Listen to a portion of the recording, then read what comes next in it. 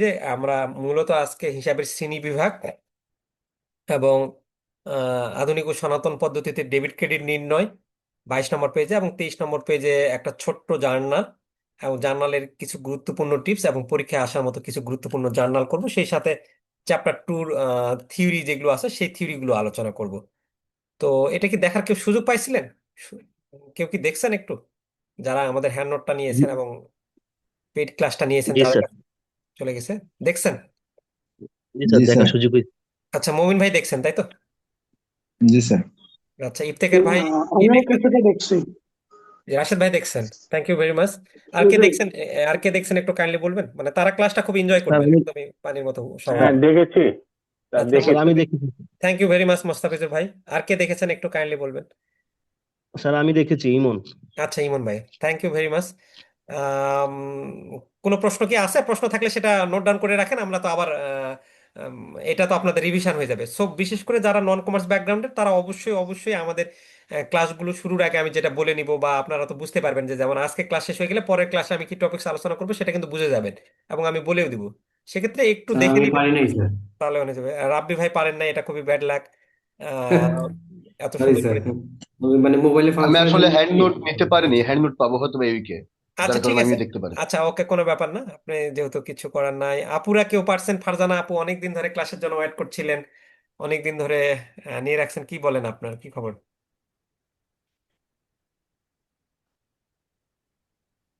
আচ্ছা, ফারজানা আপু দেখছে, থ্যাংক ইউ ভেরি মাচ। আর কেউ?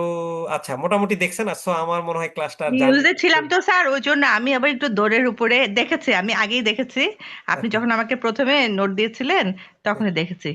অসুবিধা নেই, শুরু করেন আপনি।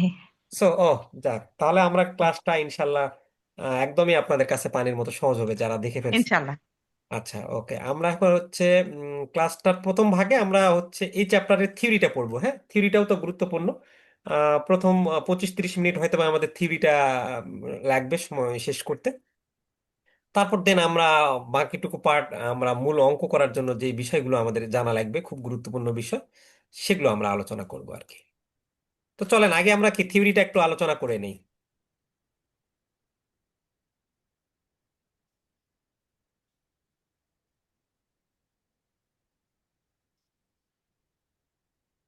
চাইলে আমরা, আপনারা যদি চান যে এখন মানে প্রথম ক্লাসের প্রথম মুডে এনার্জি বেশি ভালো থাকে, সো সেক্ষেত্রে অঙ্ক করার জন্য যে জিনিসগুলো বোঝা লাগে সেটা চাইলে সেটাও করতে পারি আমরা। কি করব বলেন? স্যার, ম্যাথটাই শুরু করি স্যার স্যার, যে স্যার যার জন্য। ম্যাথটা আগে শুরু করেন স্যার। আচ্ছা, ঠিক আছে, তাহলে তাহলে ম্যাথের বিষয়গুলি কারণ এনার্জি থাকে, পরে আবার মনোযোগটা কম থাকে, তাই না? বুঝতে একটু সমস্যা হতে পারে। হুম, হুম। আচ্ছা, ঠিক আছে, আমরা তাহলে ম্যাথের বিষয় গুরুত্বপূর্ণগুলো আলোচনা করি, দেন ক্লাসের লাস্ট পার্টে আমরা অঙ্কটা রাখবো আর কি। সো আমাদের পার্টিসিপেন্ট প্রায় 46 জন মতো, খুব ভালো লাগতেছে সবাই। আমরা মোটামুটি সিরিয়াস 47 মতো। আচ্ছা, ওকে, আমরা চলে আসি। আচ্ছা, কয়েকটা জিনিস আমি অলরেডি ওই অঙ্ক করার শুরুর পূর্বে যে জিনিসগুলো খুব আমাদের লাগবে, আমি সেখান থেকে আমাদের সংক্ষিপ্ত প্রশ্নতে যেগুলো দিয়েছি, যেগুলো খুব বেশি কাজে লাগবে, সেটা আমি একটু দেখে নিই এখান থেকে। প্রথমে যেমন আমাদের সম্পদ কাকে বলে, এটা আমাদের খুব গুরুত্বপূর্ণ একটা টপিকস।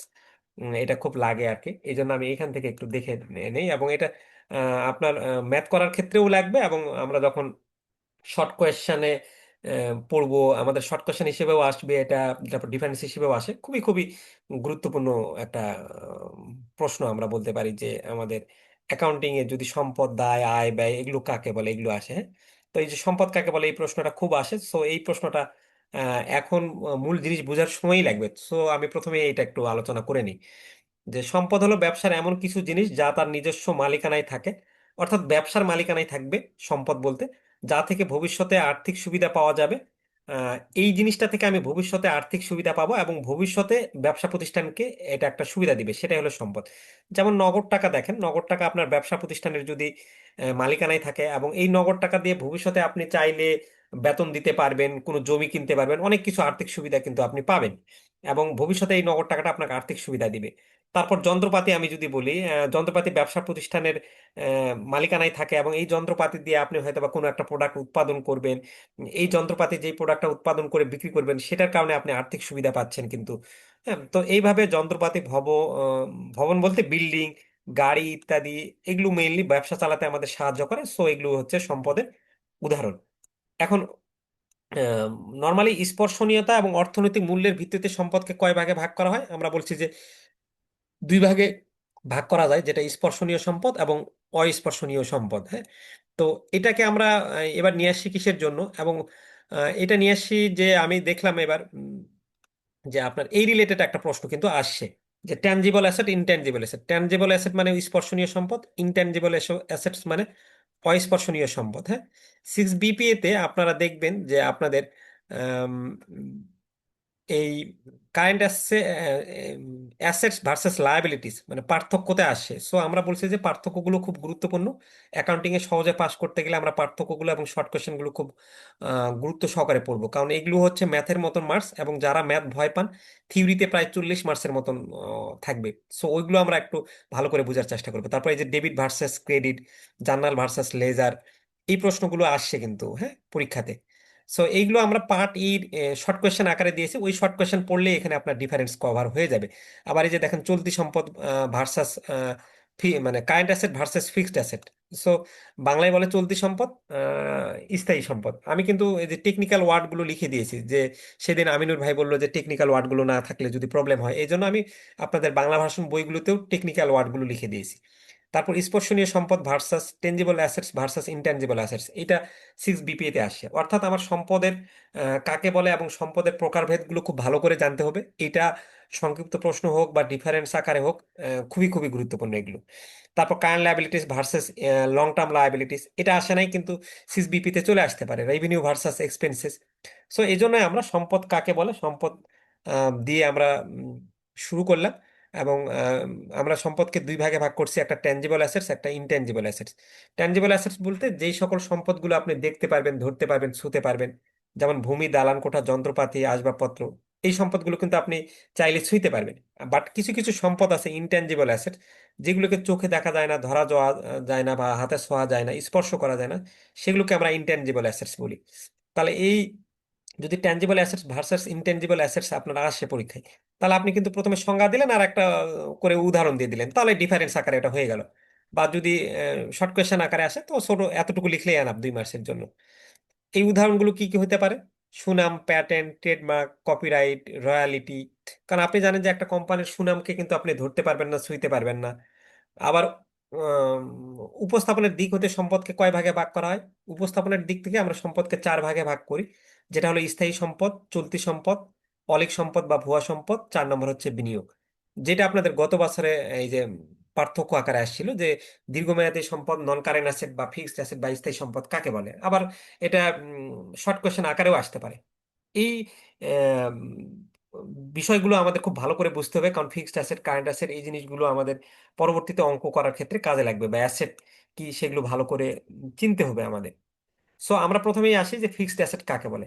ফিক্সড অ্যাসেট হচ্ছে আপনার এমন ধরনের সম্পদ, যেই সম্পদগুলো আপনার 1 বছরের বেশি সময় ধরে আর্থিক সুবিধা প্রদান করবে এবং আপনি দীর্ঘদিন ধরে ব্যবহার করতে পারবেন। যেমন একটা জিনিস আপনি চিন্তা করেন, যে আসবাবপত্র যদি হয় আপনার, তাহলে এই আসবাবপত্র কিন্তু আপনি 1 বছরের বেশি দিন ধরে ব্যবহার করতে পারবেন। আপনার ব্যাংকে যদি আপনি একটা সুন্দর দেখে চেয়ার নিয়ে আসেন, তাহলে সেই চেয়ারটা কিন্তু 1 বছরেরও বেশি সময় ধরে আপনি ব্যবহার করতে পারবেন, এবং এটা আর্থিক সুবিধা দিবে আপনাকে। তারপর ওইটা আর্থিক সুবিধা না দিলেও যন্ত্রপাতি থেকে আপনি আর্থিক সুবিধা পাবেন। তারপর জমি। সো সহজ কথায়, যেই সব সম্পদ 1 বছরের বেশি সময় ধরে ব্যবহার করতে পারবেন, সেগুলো হচ্ছে হলো আপনার ফিক্সড অ্যাসেট বা স্থায়ী সম্পদ বা দীর্ঘমেয়াদী সম্পদ বা নন কারেন্ট অ্যাসেট হিসেবে লেখা থাকতে পারে, যদি তারা ইংলিশ অংশটুকু দেখেন বলে। আর চলতি সম্পদ বা কারেন্ট অ্যাসেট কাকে বলে?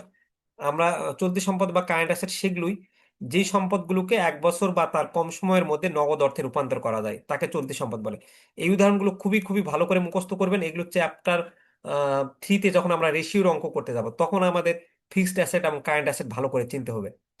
তো আমরা চলতি সম্পদ কোনগুলোকে বলছি? আহ, এমন কিছু সম্পদ যেগুলোকে আমরা 1 বছর বা তার কম সময়ের মধ্যে নগদ অর্থে রূপান্তর করা যায়, তাকে চলতি সম্পদ বলে। মানে এই সম্পদগুলোকে খুব দ্রুত আপনি নগদ অর্থে কনভার্ট করতে পারবেন। নগদ মানে লিকুইডিটি বেশি। নগদ তো আপনার নগদ এটা খুব ইজিলি, মানে আপনার একে তো আর অর্থে রূপান্তর করার কিছু নেই, সঙ্গে সঙ্গে আপনি ব্যবহার করতে পারছেন। তারপর বলতেছে যে প্রাপ্য হিসাব। প্রাপ্য হিসাব মানে ব্যাপারটা অ্যাকাউন্টিং এর ভাষায় বলে, যে ইংলিশে বলে অ্যাকাউন্টস রিসিভেবল। আপনি যদি কাউকে, আপনার একটা ব্যবসা প্রতিষ্ঠান আছে, আপনি ধরে নেন রতনকে ধারে বিক্রি করছেন। যদি কারো কাছে আপনি পণ্য ধারে বিক্রি করেন, তাহলে যাকে ধারে বিক্রি করতেছেন সেটাকে বলে প্রাপ্য হিসাব। তাহলে এই রতনকে যদি আপনি 1,000 টাকার, ধরে নেন আপনি চাল ধারে বিক্রি করছেন, তাহলে এই রতনই হয়ে যাবে আপনার প্রাপ্য হিসাব বা অ্যাকাউন্টস রিসিভেবল। তাহলে এই অ্যাকাউন্টস রিসিভেবল রতনকে যখন আপনি ধারে বিক্রি করছেন, সাপোজ এখন মাস চলতেছে ফেব্রুয়ারি মাস, তাহলে মার্চ মাসে তো সে টাকাটা আপনাকে অবশ্যই দিবে। তাহলে এই যে এই নগদ টাকাটা আপনি রতনের কাছ থেকে খুব দ্রুত 1 মাস পরে কিন্তু নগদ টাকা পেয়ে যাবেন। এমন না যে রতনকে আপনি ধারে চাল বিক্রি করছেন, ওকে বলছেন যে ভাই তুমি 27 সালে টাকাটা দিয়ে।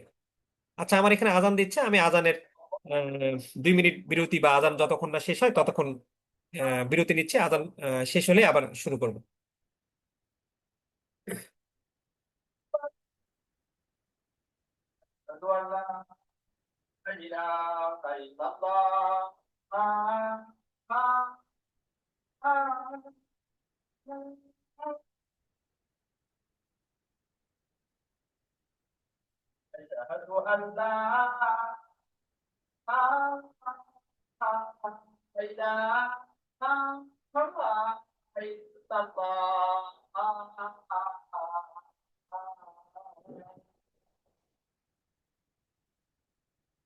أشهد أن محمدا رسول الله.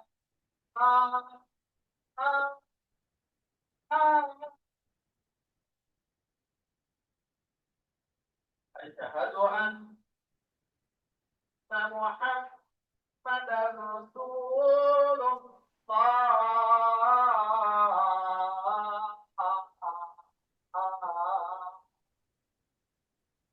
حي على الصلاة.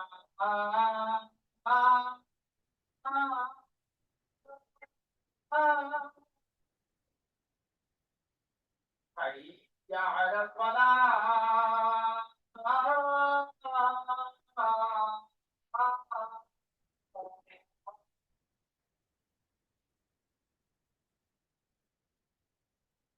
حي على الصلاة.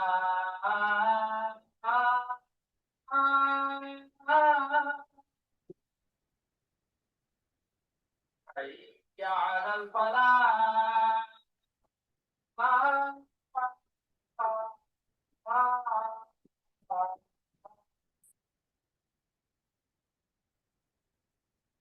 الله أكبر.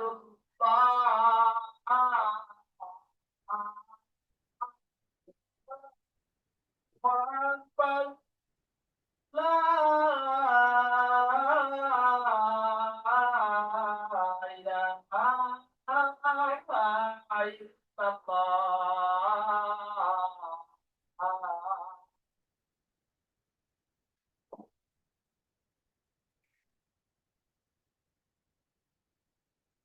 আচ্ছা, এখন আমরা এই যে চলতি সম্পদ যেটা বলতেছিলাম, যে প্রাপ্য হিসাব বা অ্যাকাউন্টস রিসিভেবল বলা হয়। আমার একটা ধরে নেন মুদির দোকান আছে, চাউল বিক্রি করে আমি রতনের কাছে চাউল বিক্রি করছি বাকিতে ফেব্রুয়ারি মাসে 1,000 টাকার চাউল। বাট এইটা তো রতনা আমার প্রাপ্য, মানে চলতি সম্পদ কিসের জন্য? কারণ এই যে রতনকে আমি যে ফেব্রুয়ারি মাসে বিক্রি করছি, আমি কিন্তু মার্চ মাসে তার কাছ থেকে টাকা নিয়ে নিব। এমন না যে আমি কারো, কেউ ধারে বিক্রি করলে এরকম হয় না যে ভাই তুমি 1 বছর পর টাকা দিও। সর্বোচ্চ 1 মাস বা 2 মাস বা 3 মাস হইতে পারে। তাহলে এই টাকাটা কি আমি খুব দ্রুত নগদ অর্থে রূপান্তর করতে পারবো। তারপর আমার যদি কোনো মজুদ পণ্য থাকে, তাহলে আমি সেই মজুদ পণ্য কিন্তু খুব দ্রুত নগদ অর্থে রূপান্তর করতে পারবো। আমার ব্যাংকে টাকা জমা আছে, আমি চাইলেই আজকে কালকে বা যে কোনো দিন এটিএম বুথ থেকে হোক বা চেক দিয়ে হোক আমি কিন্তু টাকাটা তুলে ফেলতে পারবো। তাহলে এই সম্পদগুলো আমাদের কারেন্ট অ্যাসেট, এই জন্যই যে এই সম্পদগুলোকে আমরা খুব দ্রুত নগদ অর্থে রূপান্তর করতে পারি। আরেকটা প্রশ্ন আসতে পারে, ফিকটিশাস সম্পদ বা অলীক সম্পদ বা ভুয়া সম্পদ কাকে বলে? এই সম্পদগুলো হচ্ছে যে সম্পদগুলোর প্রকৃতপক্ষে বাস্তবে কোনো অস্তিত্ব নেই এবং কোনো বাজার মূল্য নেই, সেই সকল সম্পদগুলোকে অলেখ সম্পদ বা ভুয়া সম্পদ বলে। অলেখ সম্পদ বা ভুয়া সম্পদ এমন যেগুলোর কোনো আপনার অস্তিত্ব নাই এবং কোনো বাজার মূল্য নাই। যেমন উদাহরণ, প্রাথমিক খরচা বলি, আমরা যখন একটা ব্যবসা প্রতিষ্ঠান শুরু করি বা কোম্পানি প্রথম যখন শুরু করে, তখন ওই কোম্পানি শুরু করতে গেলে তার কিছু রেজিস্ট্রেশন বাবদ বা লাইসেন্স বাবদ আরো কিছু খরচ হয়। তো এই খরচগুলোকে প্রাথমিক খরচা বলে, এগুলোকে আমরা ফিকটিশিয়াস অ্যাসেট বলি। কারণ এগুলোর আসলে বাস্তবে অস্তিত্ব নাই এবং কোনো বাজার মূল্য নাই। এটা গবেষণা খরচ হইতে পারে, শেয়ার বাট্টা হইতে পারে, শেয়ার অবহার বলতে আমরা শেয়ারটার যেটা মূল্য তার চেয়ে কম দামে যখন বিক্রি করি, বা শেয়ার অবলেখক বা দালালের কমিশন বা বিলম্বিত বিজ্ঞাপন ইত্যাদি হচ্ছে হলো ফিকটিশাস অ্যাসেট হতে পারে। বিলম্বিত বিজ্ঞাপন বলতে আমরা যখন দেখা যাচ্ছে যে প্রথম আলোতে আমি মার্কেন্টাইল ব্যাংকে জব করি, প্রতি মাসে মার্কেন্টাইল ব্যাংকের বিজ্ঞাপন দেওয়া লাগে প্রথম আলোতে। তো আমি কি করছি, 25 সাল এবং 26 সাল যখন 2-3 বছরের একসাথে বিজ্ঞাপন দিয়ে দিচ্ছি, সেটাকে আমরা বিলম্বিত বিজ্ঞাপন বলি। আচ্ছা, যাই হোক। তো আমাদের সম্পদ কাকে বলে এবং সম্পদের প্রকারভেদগুলো আমরা খুবই খুবই ভালো করে পড়বো, অঙ্কে কাজে লাগবে। আম, এগুলো আমি বলবো যে 3 স্টার জিনিস আপনার। হ্যাঁ, সম্পদ কাকে বলে এবং সম্পদের প্রকারভেদ পার্থক্যতে আসতে পারে, যদিও গত বছর চলে আসছে। পার্থক্যতে না আসলে শর্ট কোয়েশ্চেন আসতে পারে, বড় কোয়েশ্চেন হিসেবে আসতে পারে। সম্পদ কাকে বলে, সম্পদের প্রকারভেদ, ফিক্সড অ্যাসেট এবং কারেন্ট অ্যাসেটটা খুব ভালো করে শিখে রাখবো আমরা। আচ্ছা, দায় কাকে বলে এবং দায়ের প্রকারভেদ, current liabilities, long term liabilities খুবই ভালো করে শিখবো, এবং সেই সাথে এটা অঙ্কের জন্য কাজে লাগবে এবং পরীক্ষাতে আসার জন্য কাজে লাগবে। যদি বলেন যে এই চ্যাপ্টারের সবচেয়ে কি বলে ইম্পর্টেন্ট শর্ট কোয়েশ্চেন হিসেবে কোনগুলোকে রাখবেন, তাহলে ট্রানজাকশন, জার্নাল লেজার কাকে বলে, আর এই যে অ্যাসেটের প্রকারভেদ এবং লায়াবিলিটিসের প্রকারভেদ আমরা খুব ভালো করে পড়বো। আচ্ছা, লায়াবিলিটিস বলতে আমরা এখানে দিয়েছি যে ব্যবসায়ী সম্পদের উপর তৃতীয় পক্ষের অধিকার বা দাবিকে দায় বলে। দায় মূলত 2 প্রকার, একটা হচ্ছে চলতি দায় আর একটা হচ্ছে দীর্ঘমেয়াদী দায়। এগুলোই আমরা আরেকটু পরে আরবার একটু আলোচনা করব, বারবার আলোচনা করব, কারণ এগুলো আমাদের অঙ্কে লাগবে। আচ্ছা, যে ব্যবসার যে সম্পদ আছে, এই সম্পদগুলোর তৃতীয় পক্ষের যে দাবি করে, সেই দাবিটাকে আমরা বলতেছি দায়। নর্মালি যেমন আহ, আপনি এখন বলতে পারছেন যে তৃতীয় পক্ষের দাবি কেন। এখন তৃতীয় পক্ষের দাবিটা এরকমই আসে, আপনার ব্যবসাতে ধরে নেন আপনি 15 লাখ টাকা নিয়ে ব্যবসা আহ, শুরু করছেন। এখন ব্যবসা শুরু করতে গেলে আপনি জানেন যে 15 লক্ষ টাকা লাগবে। এখন সবসময় যে এই 15 লক্ষ টাকা আপনার হাতেই একবারে আছে এমন না। আপনি দেখলেন যে আপনার হাতে 10 লক্ষ টাকা আছে, কিন্তু আপনার ব্যবসাটা শুরু করতে লাগবে 15 লক্ষ টাকা। তাহলে এখন বাকি 5 লক্ষ টাকা আপনি কি করবেন? আপনি চিন্তা করলেন যে আমার ব্যাংক এশিয়ার সাথে ভালো সম্পর্ক আছে, তাহলে আমি ব্যাংক এশিয়ার কাছ থেকে 5 লক্ষ টাকা ধার নিব, নিয়ে আমি ব্যবসাটা শুরু করব 15 লক্ষ টাকা দিয়ে। তাহলে এই যে ব্যাংক এশিয়া আপনাকে 5 লক্ষ টাকা ধার দিল, তাহলে 10 5 কত, 15 লক্ষ টাকা আপনার ব্যবসার মোট সম্পদ হইল। তাহলে ব্যাংক এশিয়া যদি কোনো কারণে আপনি দেউলিয়া হন, বা এই যে আপনি যেহেতু ব্যাংক এশিয়ার কাছ থেকে ঋণ নিয়েছেন, তাহলে এটা আপনার জন্য কিন্তু এক ধরনের দায়। তাহলে আপনার এই যে মোট সম্পদ 15 লক্ষ টাকা, এটার উপর কিন্তু ব্যাংক এশিয়ার দাবি আছে। হুম। এবং ব্যাংক এশিয়া আপনার ব্যবসায়ী না, বাট সে ব্যাংক এশিয়া কি করতেছে, তৃতীয় পক্ষের এই যে আপনার এই সম্পদের উপর ব্যাংক এশিয়ার তৃতীয় পক্ষের যে অধিকার করতেছে বা দাবি করছে যে তুমি কোনো কারণে যদি দেউলিয়া হও, তাহলে কিন্তু আমার টাকা, তোমার যে এই ফার্নিচার টার্নিচার যা আছে আমি বিক্রি করে কিন্তু সে টাকাটা নিয়ে নিবো আর কি, বা ক্লেম করতে পারবো। তো এই জন্য ব্যবসায় সম্পদের উপর তৃতীয় পক্ষের অধিকার বা দাবিকে দায় বলে। আমরা দায় মূলত 2 প্রকার বলি, একটা হলো চলতি দায় আর একটা হলো দীর্ঘমেয়াদী দায়, কারেন্ট লায়াবিলিটিস এবং লং টার্ম লায়াবিলিটিস। আচ্ছা, কারেন্ট লায়াবিলিটিসটা কি? যে সকল দায় 1 বছর বা তার কম সময়ের মধ্যে পরিশোধ করতে হয় তাকে চলতি দায় বলে। দায় মানে কি, আপনাকে পরিশোধ করতে হবে, কিন্তু পরিশোধ করতে হবে আহ 1 বছর বা কম সময়ের মধ্যে, খুব দ্রুত পরিশোধ করতে হবে। তো এখানে কয়েকটা আমরা উদাহরণ দিয়েছি, যেমন বাংলায় বলে প্রদেয় হিসাব, ইংলিশে বলে অ্যাকাউন্টস পেয়েবল। আমরা এগুলো পরে যখন অঙ্ক করতে যাব তখন ইংলিশেই একটু শিখবো, আমি এখানে বাংলায় দিয়েছি বাংলার উত্তরের জন্য। আচ্ছা, অ্যাকাউন্টস পেয়েবল বা অ্যাকাউন্ট কি বলে, নোটস পেয়েবল প্রদেয় নোটটাকে বলে। ব্যাংক জমাতে তো ব্যাংক ওভারড্রাফট। তো এই জিনিসগুলোকে আমরা 1 বছরের বা কম সময়ের মধ্যে পরিশোধ করতে হয়। ব্যাংক জমাতিরিক্ত ব্যাপারটা কি? ব্যাংক জমাতিরিক্ত ব্যাপারটা হচ্ছে ব্যাংক ওভারড্রাফট ইংলিশে বলে। অর্থাৎ ব্যাংকে যদি আমার কাছে 8,000 জমা থাকে, কোনো কারণে আমি ব্যাংকের কাছ থেকে সেটা 10,000 টাকা তুলে ফেলছি, তাহলে এই যে আমি, আমার 8,000 টাকা জমা আছে, আমি তো 8,000 টাকায় তুলতে পারবো, বাট অতিরিক্ত আমি কত তুললাম? 2,000, ব্যাংকের জমার অতিরিক্ত। তাহলে এই 2,000 টাকা যখন অতিরিক্ত তুলে ফেলছি ব্যাংকের কাছ থেকে, তাহলে ব্যাংকে কি এই টাকাটা আমার পরিশোধ করতে হবে না? ব্যাংক তো এমনি এমনি আমাকে দিবে না। তাহলে এই ব্যাংকের কাছে আমি একটা দায়ী হয়ে গেলাম। তাহলে ব্যাংকে এই অর্থ আমার কত বছরের মধ্যে পরিশোধ করতে হবে? 1 বছর বা তার কম সময়ের মধ্যে পরিশোধ করতে হবে, এমন না যে সে দীর্ঘদিন ধরে আমাকে সুবিধা দিবে। আচ্ছা, অ্যাকাউন্টস পেয়েবল জিনিসটা কি আবার? এই অ্যাকাউন্টস পেয়েবল মানে প্রদেয় হিসাব, বা এটাকে বলে অ্যাকাউন্টস পেয়েবল। এটা আমাদের খুব কাজে লাগবে। আমরা নিচে ইংলিশে যখন যাব তখন আমি বলতেছি অ্যাকাউন্টস পেয়েবল জিনিসটা কি আরো ক্লিয়ার করে। আচ্ছা, দীর্ঘমেয়াদী দায় কাকে বলে? আমরা যে সকল দায় 1 বছরের অধিক সময়ের মধ্যে পরিশোধ করা যায় তাকে দীর্ঘমেয়াদী দায় বলে। অর্থাৎ এই দায়গুলো দ্রুত পরিশোধ করতে হয় না, দীর্ঘমেয়াদে পরিশোধ করা যায়। হ্যাঁ, মানে এটা এমন এক ধরনের দায় যে এটা আপনার এমন না যে মানে সঙ্গে সঙ্গে আপনার পরিশোধ করতে হবে, 1 বছর পরে পরিশোধ করলে পারবেন আপনি। যেমন আমি যদি ব্যাংক থেকে ঋণ নেই 4 বছর মেয়াদি বা 5 বছর মেয়াদি, সেটা কিন্তু আমার সঙ্গে সঙ্গে পরিশোধ করতে হয় না, আমি সময় নিয়ে এটা পরিশোধ করতে পারি। সো এটা হচ্ছে হলো আমাদের লং টার্ম লায়াবিলিটিস। হ্যাঁ, তো এই লং টার্ম লায়াবিলিটিস গুলোর মধ্যে উদাহরণ কি ঋণ, ঋণপত্র, বন্ধকি ঋণ, কল্যাণ তহবিল ইত্যাদি। তো এখন আসেন আমরা হচ্ছে হলো আমাদের হিসাবের শ্রেণী বিভাগটা, আমরা অঙ্কে চলে যাই। এই জিনিসগুলো অঙ্কে কাজে লাগবে।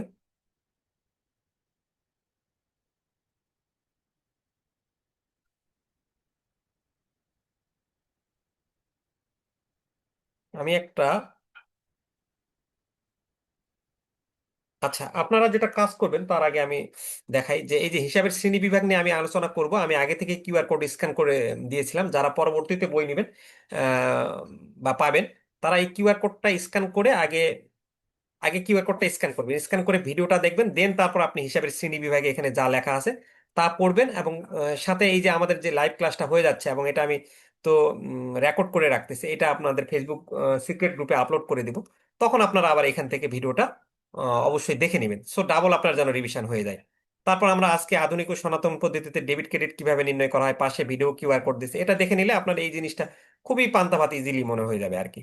তারপর এরপর জার্নাল করার পূর্বে যা জানতে হবে, এটাই যে আমরা জার্নাল করার পূর্বে বেশ কিছু জিনিস দিয়েছি, এটা আপনি তো সরাসরি নিজে বুঝতে পারবেন না নন কমার্স ব্যাকগ্রাউন্ডের হইলে।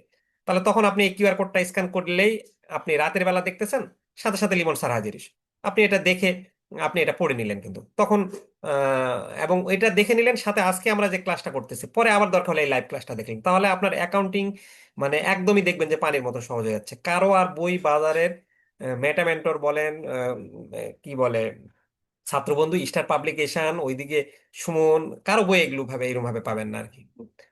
সো আসেন আমরা হচ্ছে হলো অঙ্কে চলে যাই। প্রফেশনাল সাবজেক্ট, প্রফেশনাল যিনি অ্যাকাউন্টিং থেকে বিবিএমবিএ কমপ্লিট করছে তার কাছেই পড়ার চেষ্টা করবেন।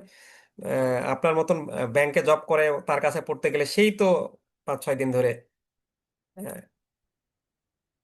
প্রেসারে থাকে, সে আপনার রিসার্চ করে কিভাবে ভালো করে পড়াবে। তখন কম ক্লাস দিবে, কম ক্লাস দিয়ে তাড়াতাড়ি কমপ্লিট করার চেষ্টা করবে, পাস করা টাফ হয়ে যাবে আপনার জন্য।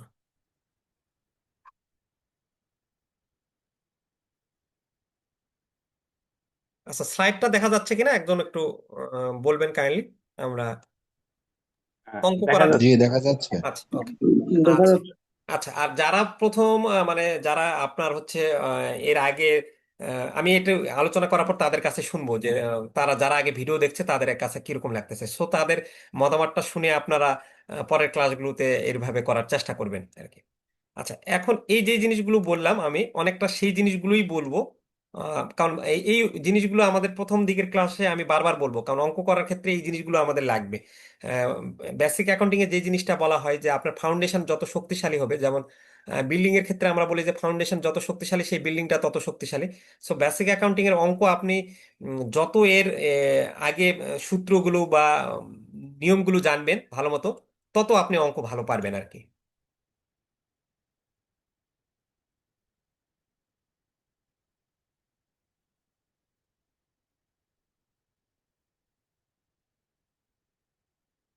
আচ্ছা, হিসাবের শ্রেণী বিভাগ মৌলিক সমীকরণ দেখা যাচ্ছে কি? না না, দেখা যাচ্ছে না। বুঝতে পারছি এটা দেখা যাচ্ছে না। আচ্ছা, স্লাইডটা দেখা যাচ্ছে। হ্যাঁ আমি আরেকবার এটা শেয়ার করি, স্লাইডটা না দেখা গেলে তো হবে না। এটা আরো সুন্দর করে বোঝানোর জন্য গত বছর আমি একটু কাজ করছিলাম, তারপর আজকে আবার আপনাদের জন্য কিছু পিকচার ডাউনলোড করছিলাম যেন সহজ করে বুঝতে পারেন। আচ্ছা এবার দেখা যাচ্ছে মনে হয়। জি, দেখা যাচ্ছে। আচ্ছা ওকে। আমরা হিসাবের শ্রেণী বিভাগটা শিখবো, খুবই গুরুত্বপূর্ণ টপিকস। তো হিসাবের শ্রেণী বিভাগ শিখতে যাওয়ার আগে আমরা যখন পরবর্তীতে অ্যাকাউন্টিং ইকুয়েশনের অঙ্ক করব, হিসাবের একটা হিসাব বিজ্ঞানের একটা মৌলিক সমীকরণ আছে, বলা হয় যে এই মৌলিক সমীকরণটা কি। অনেক সময় এটা হিসাব বিজ্ঞানে যারা পড়াশোনা করে তাদেরকে ভাইবা বোর্ডে বলা হয়। তো হিসাব বিজ্ঞানের মৌলিক সমীকরণটা A equal to L plus OE, অর্থাৎ বলা হয় assets equal to liabilities plus owners equity. এখন অনেকে আবার বলে যে এটার কি একটু কি বলে বর্ধিত সমীকরণটা বলবেন, তখন বর্ধিত সমীকরণটা বললে তখন বলা হয় এ ইজ ইকাল টু, এতে আমরা এতে আমরা অ্যাসেটস বলি, আর এলতে আমরা লায়াবিলিটিস বলি। আর এই ওই যেটাকে আমরা ইংলিশে বলি ওনার্স ইকুইটি, এই ওনার্স ইকুইটিটাকে ভাঙলে আমরা আর plus C plus E minus D, এই মানে এই ওই এর পরিবর্তে আমরা এই চারটা জিনিস পাই। তাহলে এই আরতে আমরা আর ইজিক্যাল টু রেভিনিউ বলি, সিতে আমরা এটাকে ক্যাপিটাল বলি, ইতে আমরা এক্সপেন্স বলি, আর ডিতে আমরা ড্রয়িং বলি। হ্যাঁ, তো এখন এই মানে হিসাব বিজ্ঞানে বলা হয় যে একটা ব্যবসা প্রতিষ্ঠানের সবসময় মোট সম্পদ তার দায় এবং মালিকানা সত্ত্বের সমান হবে। আম, আর একটু ডিপলি আলোচনা আপনার জানলে হবে বা না হলেও চলবে, তারপর একটু ডিপলি আলোচনা আপনাদের সাথে করি যে এটা কেন। আপনারা যদি মানে এটা ডিপলি জানলেও হবে, না জানলেও হবে, তারপরও জানাই যেহেতু আসছেন মানে শেখার জন্য। আচ্ছা, এখন আপনারা জিজ্ঞেস করতে পারেন যে sir assets equal to liabilities plus owner security কেন হয় বা কিভাবে হয়? ব্যাপারটা ওই যে কিছুক্ষণ আগে আমরা আলোচনা করছিলাম। সাপোজ আপনার ব্যবসা প্রতিষ্ঠানে আপনি শুরু করছেন হলো 20 লক্ষ টাকা দিয়ে।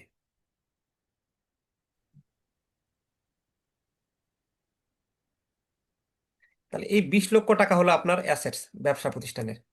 তাহলে এই অ্যাসেটস সমান আপনি এই 20 লক্ষ টাকার মধ্যে আপনার 15 লক্ষ টাকা, 15 লক্ষ টাকা আপনার নিজের ছিল, আর 5 লক্ষ টাকা আপনি ব্যাংক থেকে ঋণ করছেন। তাহলে এই 5 লক্ষ টাকা আপনি যেটা ঋণ করছেন,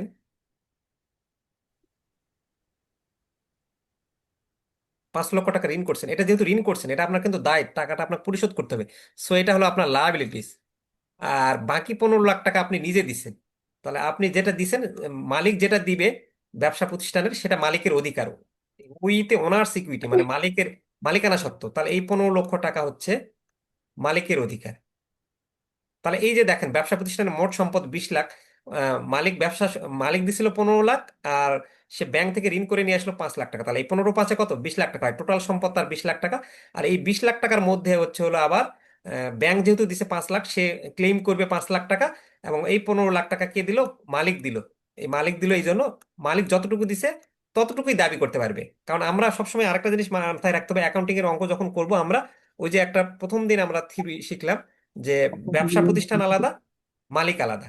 সো এটা আমরা খুবই গুরুত্ব সহকারে দেখবো যে ব্যবসা প্রতিষ্ঠান আলাদা এবং মালিক আলাদা, এটা যেন আমরা ভালোভাবে বুঝি। হ্যাঁ, তাহলে এই যে ওনার সিকিউরিটি এবং লায়াবিলিটিস, এই দুইটা কিন্তু আলাদা জিনিস।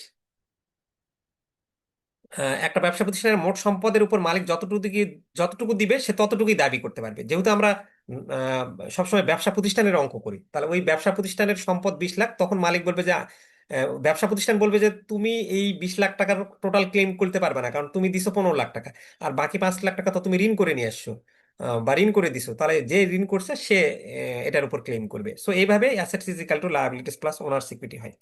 তো যাই হোক, এটা আপনার ডিপলি না জানলেও চলবে, আপনি জাস্ট এইটুকু মনে রাখলে হবে যে ওনার সিকিউরিটিটাকে ভাঙলে আমরা এই রেভিনিউ, ক্যাপিটাল, এক্সপেন্স এবং ড্রয়িংস পাই। হ্যাঁ, তো তার মানে আমি এখানে কয়টা জিনিস পাচ্ছি, কেন যোগ হচ্ছে বিয়োগ হচ্ছে এটা আমরা পরে বুঝবো। আপাতত দেখেন যেখানে আমরা এ পাচ্ছি, এল পাচ্ছি, আর পাচ্ছি, সি পাচ্ছি, ই পাচ্ছি, ডি পাচ্ছি, 1 2 3 4 5 6, 6টা জিনিস পাচ্ছি আমরা। তো এই হিসাবকে বলা হয় যে আহ, এই যে বর্ধিত সমীকরণের ভিত্তিতে হিসাবকে শ্রেণী বিভাগ করা হয়। তাহলে এই যে বর্ধিত সমীকরণকে ভাঙলে আমরা যেহেতু 6টা জিনিস পাচ্ছি, তাহলে আমরা তখন বলি যে হিসাব হলো 6 প্রকার। এখন এই একটা সূত্র মুখস্থ রাখলে এই 6 প্রকারের মধ্যে কিছু হিসাব আছে আপনার ডেবিট, কিছু হিসাব আছে ক্রেডিট। তো এই সূত্রটা আমি বের করছি যে নর্মালি এই 6টার মধ্যে 3টা হচ্ছে ডেবিট আর 3টা হচ্ছে ক্রেডিট। তাহলে আমরা এত কষ্ট করে নাম মুখস্থ রাখি, আমরা যদি এডি শব্দটা মনে রাখতে পারি, এডিই, তাহলে এই এডি শব্দটা আপনি মনে করবেন আপনারা ব্যাংকে জব করতেছেন, বাংলাদেশ ব্যাংকের ওই যে প্রথম পদের মানে চাকরি শুরু হয় এডি দিয়ে, অনেকে বলেন না যে অ্যাসিস্ট্যান্ট ডিরেক্টর। তাহলে এই এডি শব্দটা মনে রাখবো। এই এডিটা হচ্ছে হলো ডেবিট। আর আরেকটা আছে এলসিআর, আপনারা ব্যাংকে যেহেতু চাকরি করতেছেন, এলসি শব্দটা আপনাদের প্রায় শুনতে হয়। আর এলসিআর এর মধ্যে যেগুলো আছে সেগুলো হচ্ছে ক্রেডিট। এখন এই এডির মধ্যে কি আছে? এতে অ্যাসেটস, ডিতে ড্রয়িংস, ইতে এক্সপেন্সেস। এই এডি মানে আমরা বলবো ডেবিট, অর্থাৎ অ্যাসেটস, ড্রয়িংস, এক্সপেন্সেস, সম্পদ উত্তোলন এবং ব্যয়ের নর্মাল ব্যালেন্স হচ্ছে ডেবিট। এবং এলসিআর তে আমরা বলতেছি লায়াবিলিটিস, ক্যাপিটাল এবং রেভিনিউ এর নর্মাল ব্যালেন্স হচ্ছে ক্রেডিট। অর্থাৎ অ্যাসেটস এর মধ্যে যেই উদাহরণগুলো পড়বে, ড্রয়িংস এর মধ্যে যেগুলো উদাহরণ পড়বে, এক্সপেন্স এর মধ্যে যেগুলো উদাহরণ পড়বে, এগুলোকে যদি বলা হয় যে ভাই এটার নর্মাল ব্যালেন্স কি, সেটা ডেবিট হবে। যদিও এগুলো কখনো কখনো ক্রেডিট হয়, বাট কখন ক্রেডিট হয় সেটা আমরা পরে শিখবো। আপাতত এটা মাথায় রাখি। তারপর এলসিআর, যদি কেউ আপনাকে বলে যে লায়াবিলিটিস ক্যাপিটাল রেভিনিউ কি ভাই, তখন আপনি বলবেন নর্মাল ব্যালেন্স, এটা হচ্ছে ক্রেডিট। মানে আপনি আম শুনলেই, ধরে নেন আমার বাসা নওগাঁ, নওগাঁর আম শুনলেই, বিশেষ করে আমাদের আম্রপালি খুব বিখ্যাত, আম্রপালি আমটার নাম শুনলেই আপনি জানবেন যে এটা নর্মাল বৈশিষ্ট্য কি, এটা মিষ্টি হবে। বাট কিছু কিছু আম তো আছে টকও হয়। সো এরকম আপনি এবি শুনলেই মনে করবেন যে অ্যাসেটস ড্রয়িং এক্সপেন্স, এটা ডেবিট হবে। আচ্ছা, এলসিআর লায়াবিলিটিস ক্যাপিটাল রেভিনিউ, আপনি কমলার কথা ধরলেন, না আমরা তেঁতুল, তেঁতুল মানেই কি টক। বাট কিছু কিছু তেঁতুল তো আছে, থাই তেঁতুল মিষ্টি হয়, বাট তেঁতুলের স্বাভাবিক বৈশিষ্ট্য কি, সেটা টক। সেরকম আমরা এলসিআর এর স্বাভাবিক বৈশিষ্ট্য আমরা ধরে নেব এলসিআর মানেই ক্রেডিট। বাট সবসময় এলসিআর ক্রেডিট হবে না, কোনো কোনো সময় এলসিআর লায়াবিলিটিস ক্যাপিটাল রেভিনিউ ডেবিটও হইতে পারে, সেটা এক্সেপশনাল কেস, পরে আমরা শিখবো যে কখন হয় বা না হয়। আচ্ছা, এখন আমরা এই যে আমাদের অ্যাসেটস কিছুক্ষণ আগে বললাম যে এই প্রত্যেকটা শ্রেণী বিভাগের আমার উদাহরণগুলো যদি আমরা ভালোভাবে রাখতে পারি, এবং আমরা আমাদের বইয়ে অনেকগুলো মানে এখানে তো আমি কয়েকটা উদাহরণ দিয়েছি, বইয়ে আরো অনেক হিউজ উদাহরণ দিয়েছি, সেই উদাহরণগুলো আপনারা খুবই ভালো করে মাথায় রাখবেন, তাহলে অঙ্ক আপনাদের কাছে পানির মতো সহজ হবে। তো আমরা বোঝানোর জন্য এটা কেতাবি এইভাবে আপনারা পরীক্ষার হলে আবার অ্যাসেটের সংজ্ঞা লিখবেন না, এটা আমি বোঝানোর জন্য দিয়েছি। মেইনলি যদি সম্পদ কাকে বলে, তাহলে ওই যে সংক্ষিপ্ত প্রশ্ন যেটা পড়লাম আমরা, ওইভাবে আপনি লিখবেন। তো নর্মালি আমরা বোঝানোর জন্য বলছি যে অ্যাসেটস হচ্ছে যা আছে আমার কাছে তাহাই হলো সম্পদ, বা যা আমাকে সুবিধা দিবে, যা আমি ব্যবহার করি তাহাই হলো সম্পদ। সম্পদের নর্মাল ব্যালেন্স কি, ডেবিট। এখন আমরা প্রতিটা ধরে ধরে এই উদাহরণগুলো পরবর্তীতে আমাদের খুব কাজে লাগবে জার্নালে, তারপর পরবর্তীতে আমরা যখন থার্ড চ্যাপ্টার করব তখন লাগবে। এই জন্য আপনারা কেউ দয়া করে মনে করবেন না যে কিছুক্ষণ আগেই তো এটা শিখলাম, স্যার আবার রিপিট করতেছে কেন। পরবর্তীতে আমাদের অঙ্কে বারবার লাগবে, এবং আপনাদের ফাউন্ডেশন যেন শক্ত হয়, এই জন্য আমি বারবার জিনিসগুলো রিপিট করতেছি। ওইখানে তো আমরা বাংলায় উদাহরণ দেখছিলাম, আমাদের ইংলিশেই উদাহরণটা শিখতে হবে, কারণ অঙ্কে আমাদের ইংলিশেই পড়তে হবে, তখন এগুলো ইংলিশেই লেখা থাকবে। তো যাই হোক, অ্যাসেটস এর এক্সাম্পল হচ্ছে ক্যাশ ইন হ্যান্ড। তারপর অ্যাকাউন্টস রিসিভেবল, অ্যাকাউন্টস রিসিভেবল মানে প্রাপ্য হিসাব। ওই যে আমি রতনের কাছে কিছুক্ষণ আগে শিখালাম না আপনাদের, যে রতন, আমার একটা মুদির দোকান আছে, চালের মুদির দোকান, তাহলে আমি রতনের কাছে যখন ধারে পণ্য বিক্রি করছি, 1,000 টাকার চালের ধারে পণ্য বিক্রি করছি, তখন আমি রতনের নাম রতন না লিখে, যারা অ্যাকাউন্টিং পড়ে তারা এই রতন লিখে হাইফেন দিয়ে সাথে এই অ্যাকাউন্টস রিসিভেবলটা লিখে দিবে। তার মানে অ্যাকাউন্টস রিসিভেবল লিখে 1,000 টাকা যদি লেখেন, তখন যারা অ্যাকাউন্টিং জানে তারা দেখেই বুঝতে পারবে যে ও, রতনের কাছে আমি চাল ডাল বা তেল, যেই ব্যবসা করে, তার মানে রতনের কাছে আমি 1,000 টাকার পণ্য ধারে বিক্রি করছি। আচ্ছা, নোটস রিসিভেবলটা কি, অ্যাকাউন্ট রিসিভেবল আর নোটস রিসিভেবলের মধ্যে পার্থক্যটা কি? নোটস রিসিভেবলটা হলো আমি রতনের কাছে ধারে পণ্য বিক্রি করছি, অ্যাকাউন্ট রিসিভেবলও এবং notes receivable same, but notes রিসিভেবলটা বলে যে কাগজপত্র সবকিছু ঠিকঠাক থাকবে, যেমন ব্যাংক কোনো কাগজপত্র ছাড়া কি কোনো কিছু মানে কারোর সঙ্গে চুক্তি করে না, কিন্তু যেন পরবর্তীতে আপনি তাকে ধরতে পারেন কোনো কিছু, সে যদি পালিয়ে যায়। তারপর আমাদের মার্চেন্ডাইজ ইনভেন্টরি এরকম ভাবে হইতে পারে আমাদের সম্পদ। আম, তারপর প্রিপেইড ইন্স্যুরেন্স, প্রিপেইড ইন্স্যুরেন্সটা কি? প্রিপেইড ইন্স্যুরেন্স হচ্ছে যে কোনো খরচের আমরা অগ্রিম বলি সম্পদ, তো প্রিপেইড ইন্স্যুরেন্স হচ্ছে সেটা। কিভাবে? প্রিপেইড ইন্স্যুরেন্সটা আপনি যখন কোনো ইন্স্যুরেন্স কোম্পানিকে কিস্তি, মানে আপনার ধরে নেন 26 সালে আপনি কিস্তি দিবেন, তাহলে এই 26 সালে আপনার গোটা বছরের যে কিস্তি, সেটা আপনি যখন আগেই দিয়ে দিলেন, সেটা হলো আপনার প্রিপেইড ইন্স্যুরেন্স। সাপ্লাইজ আপনার জন্য সম্পদ, land, building, machinery, equipment, goodwill, inventory, এরকম ভাবে আপনার সম্পদ হইতে পারে। আচ্ছা, এখন আমরা এই পিকচারগুলো দরকার হলে আমি আপনাদের সাথে শেয়ার করবো না, খুব সুন্দরভাবে পিকচারে এখানে কিন্তু দেওয়া হয়েছে আর কি। হ্যাঁ, পেইড গ্রুপে আপনাদের পিকচারগুলো দিয়ে দিব আমি।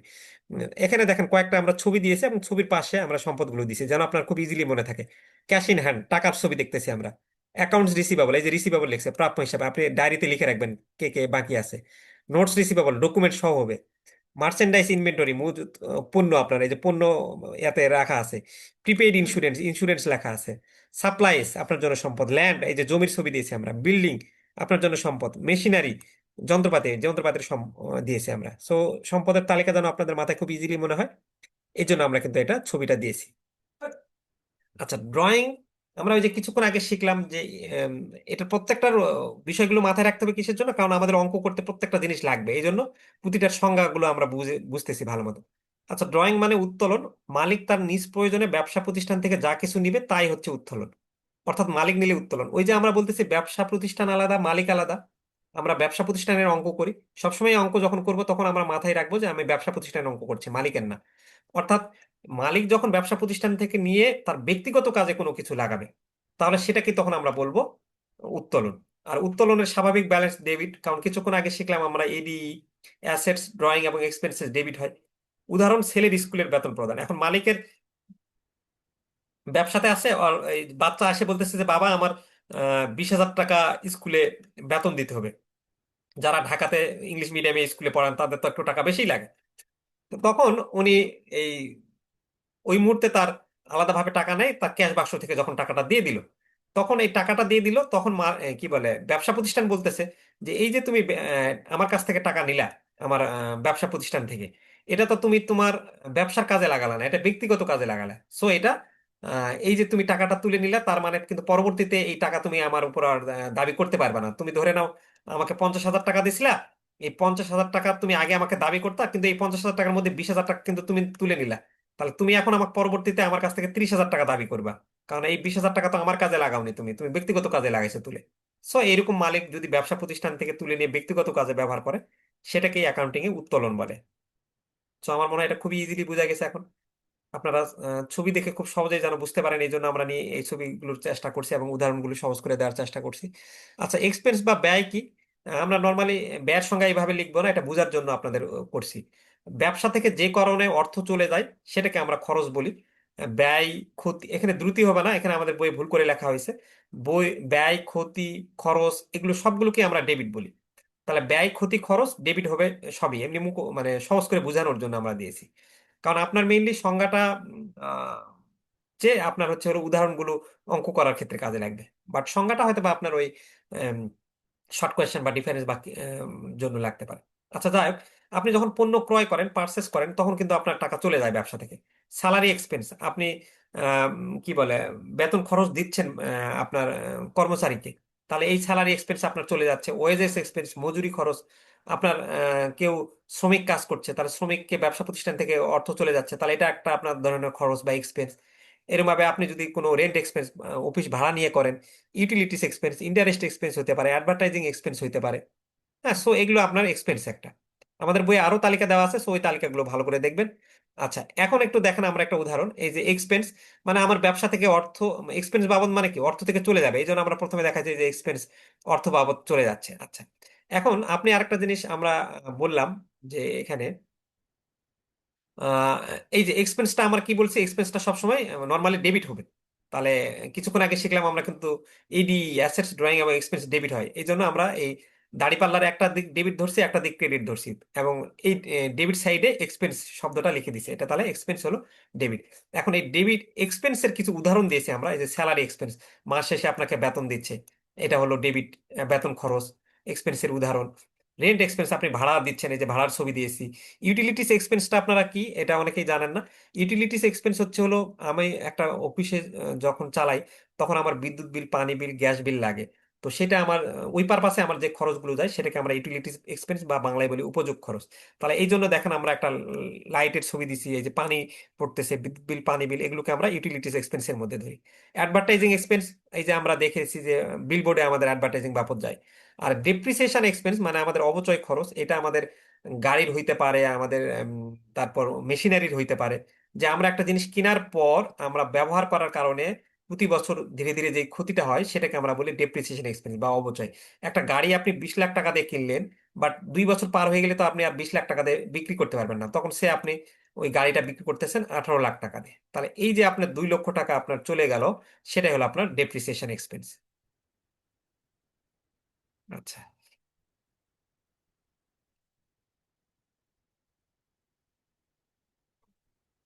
আচ্ছা, আমাদের লায়াবিলিটিসটা কি? লায়াবিলিটিসটা আমরা সহজ করে এখানে দিয়েছি যে দিতে হবে যাহা, দায় আমার তাহা। অর্থাৎ আপনি কারো কাছে দায়ী যখন থাকবেন, তৃতীয় কোনো ব্যক্তি বা প্রতিষ্ঠান আমার কাছ থেকে যা পাবে সেটাই আমার দায়। দায়ের নর্মাল ব্যালেন্স হচ্ছে ক্রেডিট। ডায়াবেটিস বললেই আপনাকে এটা ধরে নিতে হবে ক্রেডিট। তো লায়াবিলিটিস এর উদাহরণ আমরা দিয়েছি notes payable, accounts payable. Accounts payable কিছুক্ষণ আগে আপনাদের বললাম আমি। অ্যাকাউন্টস পেয়েবলটা হচ্ছে আহ, সেই জিনিস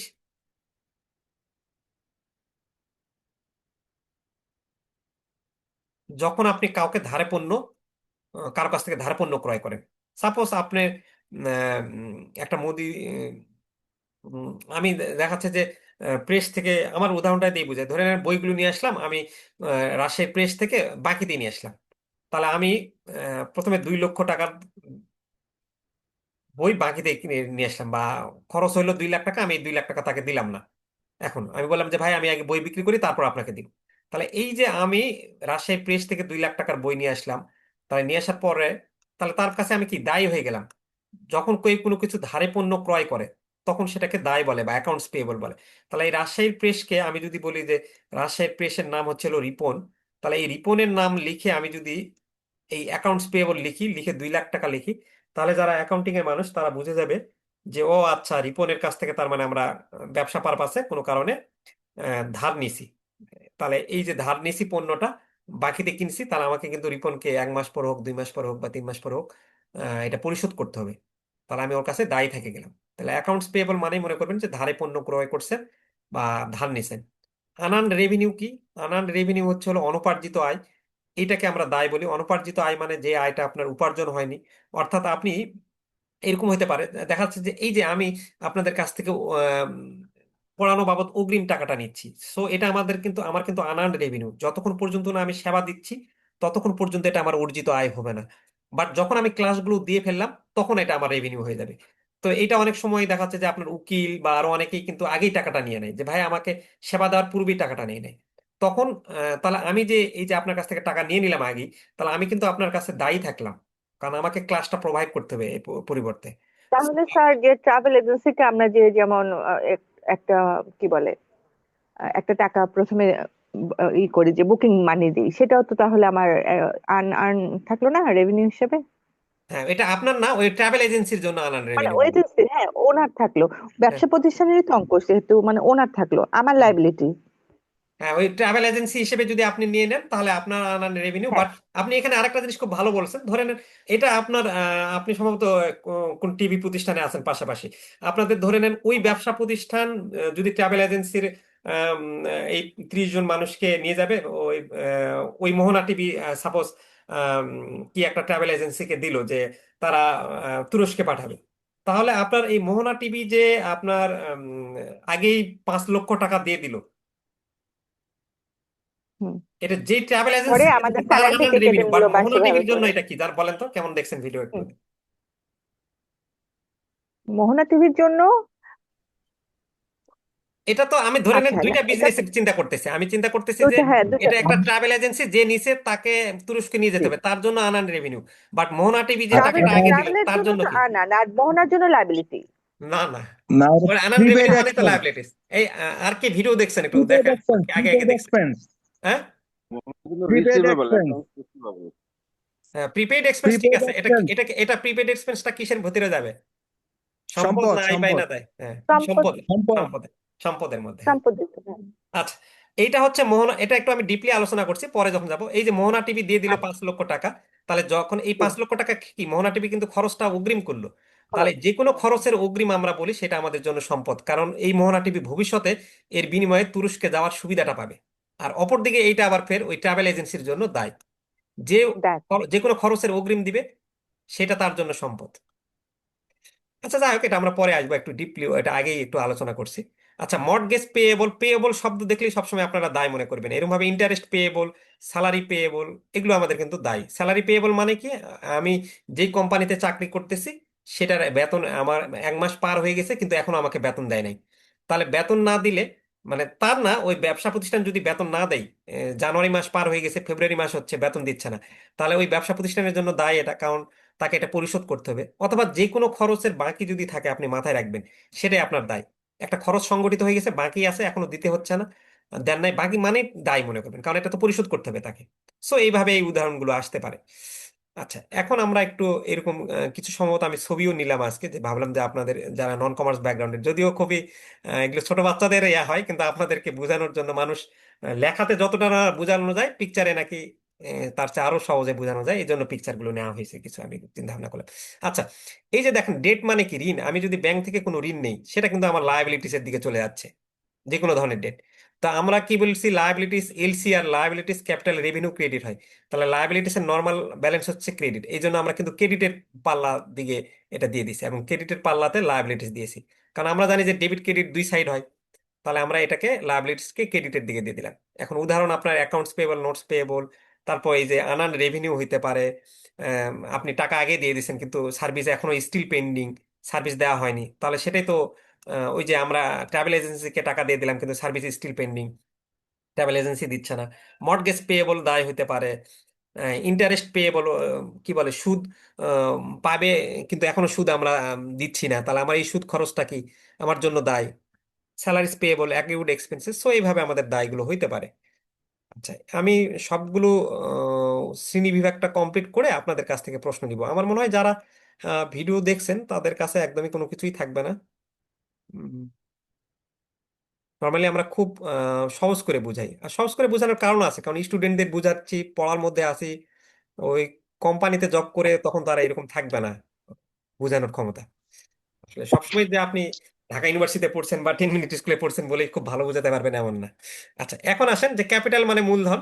ব্যবসা প্রতিষ্ঠানের শুরুতে বা পরবর্তীতে যে কোনো সময়ে মালিক নিজ তহবিল হতে ব্যবসা প্রতিষ্ঠানে যা কিছু প্রদান করে তাই হচ্ছে মূলধন। মূলধনের নর্মাল ব্যালেন্স হচ্ছে ক্রেডিট, এক্সাম্পল হচ্ছে শেয়ার ক্যাপিটাল। আচ্ছা, আমরা যে জিনিসটা বলতেছি যে এই যে ব্যবসা প্রতিষ্ঠান যখন শুরু হবে তখন কিন্তু মালিক আহ, তার ব্যবসা প্রতিষ্ঠান শুরু করার জন্য কিছু টাকা দিবে, তাহলে মালিক যেটা টাকাটা দিবে সেটাকে আমরা মূলধন বলি। বা ব্যবসা প্রতিষ্ঠানটা শুরু হওয়ার পর পরবর্তীতে আপনার ব্যবসা প্রতিষ্ঠানটা খুব ভালো চলতেছে, আপনি এখন এটাকে এক্সপান্ড করতে চাচ্ছেন, তখন আরেকটা শহরে যখন আপনি আপনার অফিসটা এক্সপান্ড করবেন, সেটাই হচ্ছে হলো আপনি যে এক্সপান্ড করার জন্য আপনি যখন আবার টাকা দিচ্ছেন 6 মাস পরে, সেটাই হচ্ছে হলো আপনার মূলধন। তো মূলধনের স্বাভাবিক ব্যালেন্স হচ্ছে ক্রেডিট, এবং এটার এক্সাম্পল আমরা বলতেছি শেয়ার ক্যাপিটাল। আচ্ছা, রেভিনিউটা কি? রেভিনিউটা আমরা নর্মালি বলছি যে কারণে ব্যবসা প্রতিষ্ঠানে অর্থ আসে তাকে আয় বলে। আহ, এটা নর্মালি মানে বুঝে রাখবেন, বাট এটা আয়ের সংজ্ঞাতে ওইভাবে দিয়েন না কখনো। আচ্ছা, নর্মালি ব্যবসা প্রতিষ্ঠানের যেগুলোর কারণে আসবে সেটাকে আমরা আয় বলতেছি। আয়ের নর্মাল ব্যালেন্স হচ্ছে ক্রেডিট, এবং এর এক্সাম্পল আমরা যখন পণ্য বিক্রি করব তখন কিন্তু আমার টাকা আসতেছে, সো এটা আমার জন্য আয়। ইন্টারেস্ট ইনকাম, আমি যদি কাউকে ঋণ দেই তাহলে ঋণের বিপরীতে আমি সুদ পাবো, তাহলে এই সুদটা আমার জন্য ইনকাম। আবার সার্ভিস রেভিনিউ, সেবা দেওয়া আয়। আমি, কারণ ব্যবসা প্রতিষ্ঠান তো কেউ পণ্য বিক্রি করে, নর্মালি যারা পণ্য বিক্রি করে তারা সেলস করে আয় হয়, আর যারা সেবা দেয় তারা সেবার বিনিময়ে ইনকাম করে। উহ,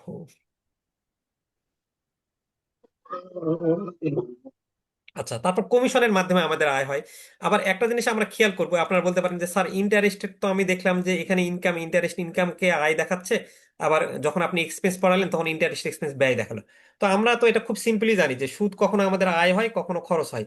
যখন আমি ঋণ নেই তখন আমাকে সুদ দিতে হয়, তখন ওটা আমার জন্য খরচ।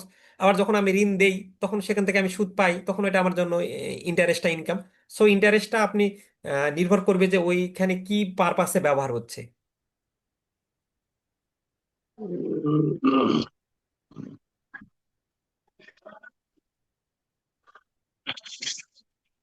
আচ্ছা, এইখানে আমরা দেখতেছি যে আমাদের ব্যবসা প্রতিষ্ঠানে এই যে ক্যাশ ইনফ্লো, যখন আমাদের টাকাটা আসতেছে সেটাকে আমরা বলতেছি যে ব্যবসা প্রতিষ্ঠানের কোনো কারণে আসলে সেটাকে আমরা রেভিনিউ বলছি।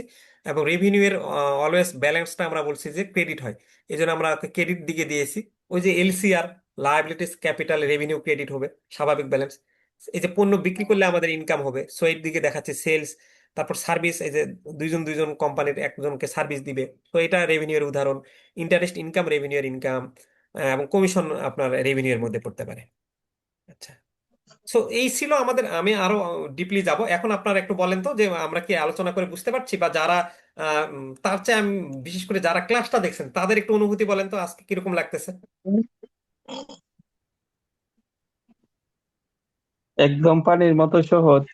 আচ্ছা, সো মানে নন কমার্স ব্যাকগ্রাউন্ডের হলেও তো মানে মনে হচ্ছে না যে আপনারা যদি এই 2 মাস সময় দেন, আপনি যদি প্র্যাকটিস করেন, ইনশাল্লাহ 45 মাস আসবে খুব ইজিলি। মানে এটা নির্ভর করবে আপনি প্র্যাকটিস করতেছেন কিনা, জাস্ট বুঝলেন কিন্তু পরে আবার প্র্যাকটিস যদি না করেন। হ্যাঁ, প্র্যাকটিস না করলে হবে না।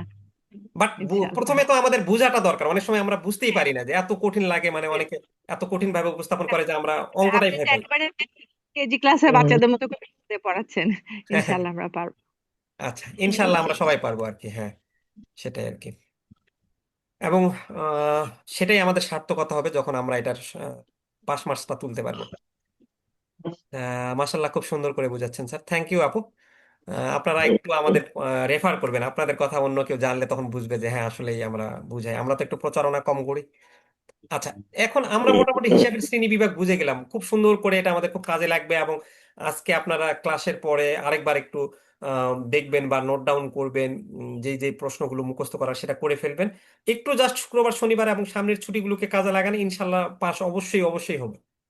আচ্ছা, এখন আমরা দেখি যে আমরা নর্মালি জার্নাল করার পূর্বে যা জানতে হবে। সো অন্যরা যারা আমাদের পেইড ক্লাসটা নিছেন, অবশ্যই পেইড ক্লাস নিছেন, আমি এত কষ্ট করে কিউআর কোড দিয়েছি, আপনারা ক্লাস করার আগে আমার আগেই আপনি একটু দেখে রাখবেন। আচ্ছা, এখন এই জার্নাল করার পূর্বে আমাদের কিছু জিনিস জানতে হবে, যে কিভাবে ডেবিট হবে কিভাবে ক্রেডিট হবে।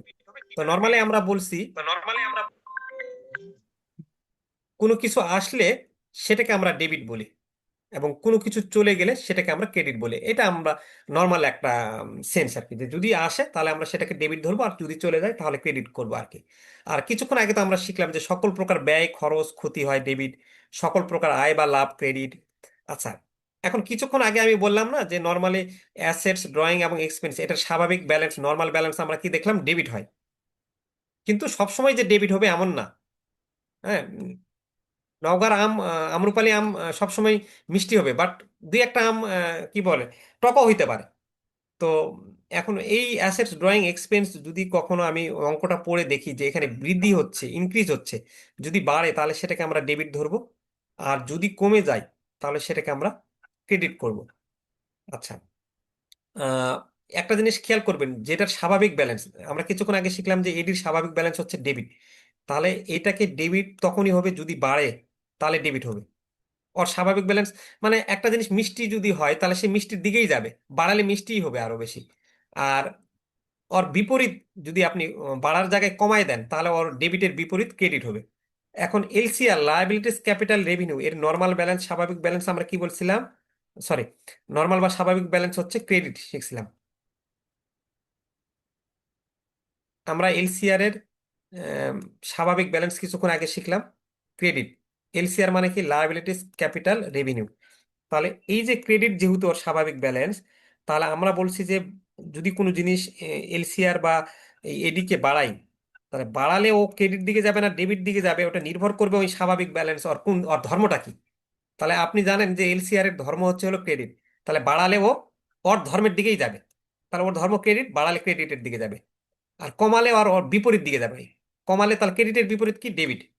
এরকম ভাবে আমরা এই যে অ্যাসেটস ড্রয়িং এক্সপেন্স ওর স্বাভাবিক ধর্ম ডেবিট, তাহলে এই যে বাড়ালে এই জন্য ডেবিট হচ্ছে, আর বিপরীত কি, কমালে ক্রেডিট হয়ে যাচ্ছে। সো এই জিনিসটা আমাদের অঙ্ক করার সময় কাজে লাগবে, মানে জার্নাল করার সময় আমাদের বুঝতে হবে যে কিভাবে বাড়ছে কমছে। প্রথম দিকে একটু ইয়া লাগবে, তারপর পরে একটু মুখস্থ করে ফেলবেন, বুঝে দেখবেন যে খুবই সহজ হয়ে যাচ্ছে। আচ্ছা, আমরা একটা উদাহরণ বুঝি এটা কিভাবে বাড়ছে কমছে, পরে এগুলো কিভাবে ডেবিট ক্রেডিট হয় পরের অঙ্কগুলোতে আমরা কিন্তু শিখবো। সো এখানে আচ্ছা আমি একটু রিমোট আপনাদের মিউট করে দিই, কিছু সময় শব্দ আসতেছে।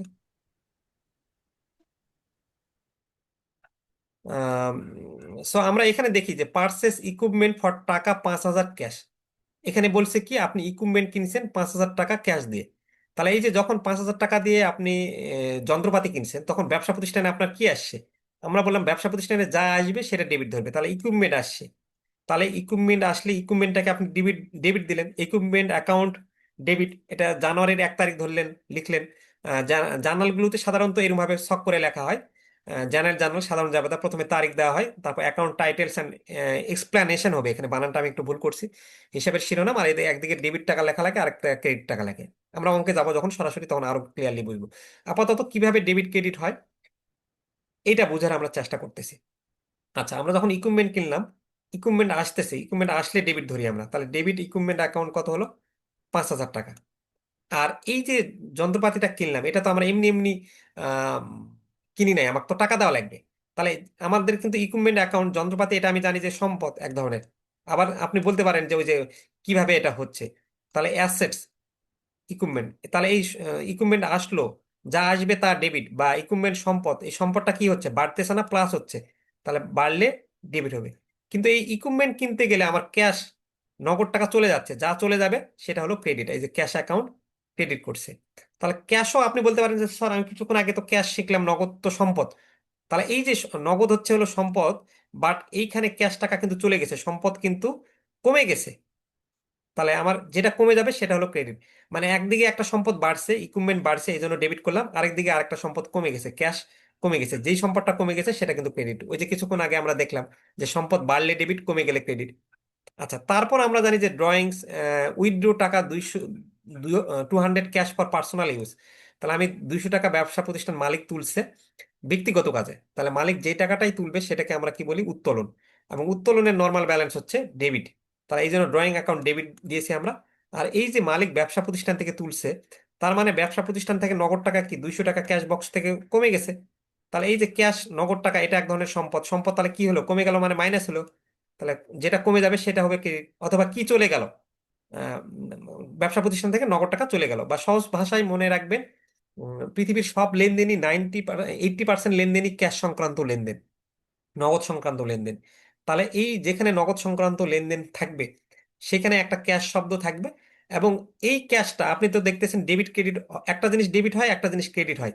তাহলে আপনি আগে ক্যাশটার কথা চিন্তা করবেন যে নগদ টাকা যদি ব্যবসা প্রতিষ্ঠানে আসে তাহলে ডেবিট দিবেন, আর নগদ টাকা যদি ব্যবসা প্রতিষ্ঠান থেকে চলে যায় তাহলে সেটা হবে ক্রেডিট।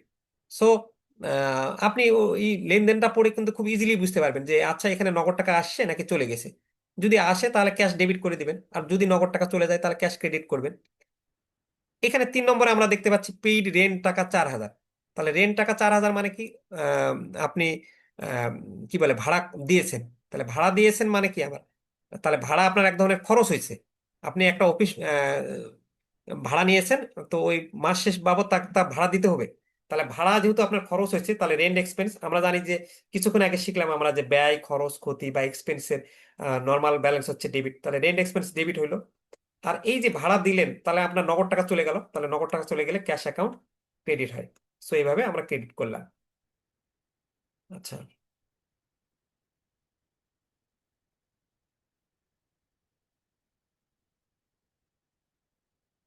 আচ্ছা, তারপর আমরা বলছি পার্সেস গুডস টাকা 20,000 অন ক্রেডিট। যদি যে কোনো জার্নালে পার্সেস শব্দটা দেখেন, পার্সেস মানে ক্রয়। তাহলে এই ক্রয় করলে আপনার এক ধরনের কি হয়, কিন্তু ব্যয় হয়। ওই যে আমরা পার্সেসটা কিছুক্ষণ আগে শিখলাম না, পার্সেস হচ্ছে এক্সপেন্সের উদাহরণের মধ্যে। তাহলে যে কোনো ধরনের ব্যয় আপনার নর্মালি ডেবিট হয়। তাহলে পার্সেস মানে ডেবিট, অথবা আপনি পার্সেস শব্দটা দেখলেই সেটাকে ডেবিট করবেন, কারণ খরচ, আর খরচ বাড়লে সেটাকে আমরা ডেবিট করি, এই জন্য পার্সেস অ্যাকাউন্ট ডেবিট। আর এই যে অন ক্রেডিট মানে বাকিতে কিনছেন। তাহলে যে দোকান থেকে বাকিতে কিনছেন তাকে তো আপনার ভবিষ্যতে পরিশোধ করতে হবে, আপনার একটা দায় ক্রিয়েট হলো। তাহলে দায় ক্রিয়েট হওয়া মানে কি, অ্যাকাউন্টস পেয়েবল। তাহলে আমরা কিছুক্ষণ আগে শিখছিলাম না যে অ্যাকাউন্টস পেয়েবল যে কোনো ধরনের দায় অলওয়েজ ক্রেডিট হয়, দায় বাড়লে ক্রেডিট, এই জন্য অ্যাকাউন্টস পেয়েবল ক্রেডিট কত, 20,000 টাকা। আচ্ছা, তারপর এই জানুয়ারির 4 তারিখে আবার দেখেন, আমরা কিছুক্ষণ আগে শিখছিলাম যে দায় বাড়লে ক্রেডিট, বাট কমে গেলে ডেবিট। তা আপনি যার কাছ থেকে 20,000 টাকার পণ্য কিনছেন, আপনি কি এমন যে মানে আপনাকে এই অর্থটা পরিশোধ করতে হবে না, এক সময় গিয়ে তো আপনাকে এই দায়টা পরিশোধ করে দিতে হবে। তাহলে এই শব্দটা পেইড টু অ্যাকাউন্টস পেয়েবল মানে আপনি দায় পরিশোধ করছেন 20,000 টাকা। এটার দ্বারা বোঝাচ্ছে যে আপনি, তাহলে আপনি যখন দায় পরিশোধ করে দিচ্ছেন, মানে যার কাছ থেকে আপনি পণ্যটা কিনছিলেন 20,000 টাকা, যখন আপনি তাকে দিয়ে দিলেন তখন আপনি কি করবেন, আপনি প্রথমে যখন কিনছিলেন তখন আপনি কিন্তু তার নামে রতন অ্যাকাউন্টস পেয়েবল 20,000 টাকা পাবে ডায়েরিতে লিখছেন। বাট যখন রতনকে আপনি টাকা দিয়ে দিবেন 20,000 টাকা, তখন তো রতনের নাম রাখবেন না, আপনি রতনের নাম কি কাটা দিবেন এরকম ভাবে। বাট অ্যাকাউন্টিং এ তো আর কাটা দেওয়া যায় না। অ্যাকাউন্টিং এ কি করা যায়, যে এটা আগে অ্যাকাউন্টস পেয়েবল ক্রেডিট ছিল, তাহলে আমি এখন দায়টা টাকা যেহেতু দিয়ে দিলাম, তাহলে তো রতন এখন আমার কাছে আর টাকা পাবে না। অর্থাৎ রতন কাছে আমার দায় হ্রাস হয়ে গেল, দায়টা বাদ হয়ে গেল। তাহলে আগে ক্রেডিট ছিল, এই জন্য আমরা এটাকে ডেবিট করে দিচ্ছি। তাহলে অ্যাকাউন্টস পেয়েবল অ্যাকাউন্ট ডেবিট হচ্ছে 20,000 টাকা, আর ক্যাশ অ্যাকাউন্ট ক্রেডিট আমার নগদ টাকা চলে গেল তাকে পরিশোধ করতে গিয়ে। তারপর আমরা দেখতেছি ইনভেস্টেড টাকা 10,000 cash to start the business. ব্যবসা শুরু করতে আমরা বিনিয়োগ করেছিলাম 10,000 টাকা।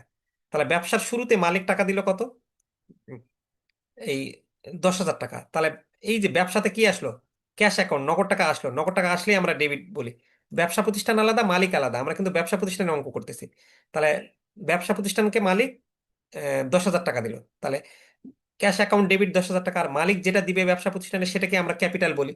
তাহলে মূলধন বেড়ে গেছে, মূলধন হলো এলসিআর, লায়াবিলিটিস ক্যাপিটাল রেভিনিউ, মূলধন বাড়লে ক্রেডিট করা হয়, এই জন্য ক্যাপিটাল অ্যাকাউন্ট ক্রেডিট, আমরা ক্রেডিট দিকে 10,000 লিখছি। আচ্ছা, সার্ভিস রেন্ডার টাকা 25,000 ফর ক্যাশ। এই যে আমি হয়তোবা কাউকে 25,000 টাকার বিনিময়ে, নগদ টাকার বিনিময়ে সেবা দিলাম, সেবা দেওয়ার পর সে আমাকে 25,000 টাকা দিল। তাহলে এই যে 25,000 টাকা দিল, তার মানে আমার নগদ টাকা এখানে আমার ব্যবসা প্রতিষ্ঠানে কি আসলো। তাহলে আসলে আমার ডেবিট হলো 25,000 টাকা, নগদ টাকা আসলে তো আমরা ডেবিট করি। আর এই যে 25,000 টাকা আমি কি বাবদ পাইলাম, আয় বাবদ পাইলাম আমার। তাহলে যে কোনো ধরনের আয়, ওই যে এলসিআর, লায়াবিলিটিস ক্যাপিটাল রেভিনিউ, সবসময় কি হয়, ক্রেডিট হয়। আয় বাড়লে, ব্যবসা প্রতিষ্ঠানের আয় বাড়লে ক্রেডিট করি, তাহলে এই জন্য সার্ভিস রেভিনিউ আমরা ক্রেডিট করছি। সো এইভাবে এটা হয়, এই জিনিসগুলো আমরা জাস্ট বোঝানোর জন্য ইয়া করছি। এরপর জার্নালের কিছু আমরা গুরুত্বপূর্ণ টিপস একটু আলোচনা করি, করার পর পরবর্তীতে আমরা একটা জার্নাল সরাসরি করব। দেন বাকি জার্নালগুলো আপনারা কিভাবে প্র্যাকটিস করবেন বা এর পরের ক্লাসের আগে কিভাবে করবেন, করলে আপনারা জিনিসগুলো পারবেন, সেটা আমরা আলোচনা করবো আগে। আচ্ছা, একটু 2 মিনিট সময় দিবেন।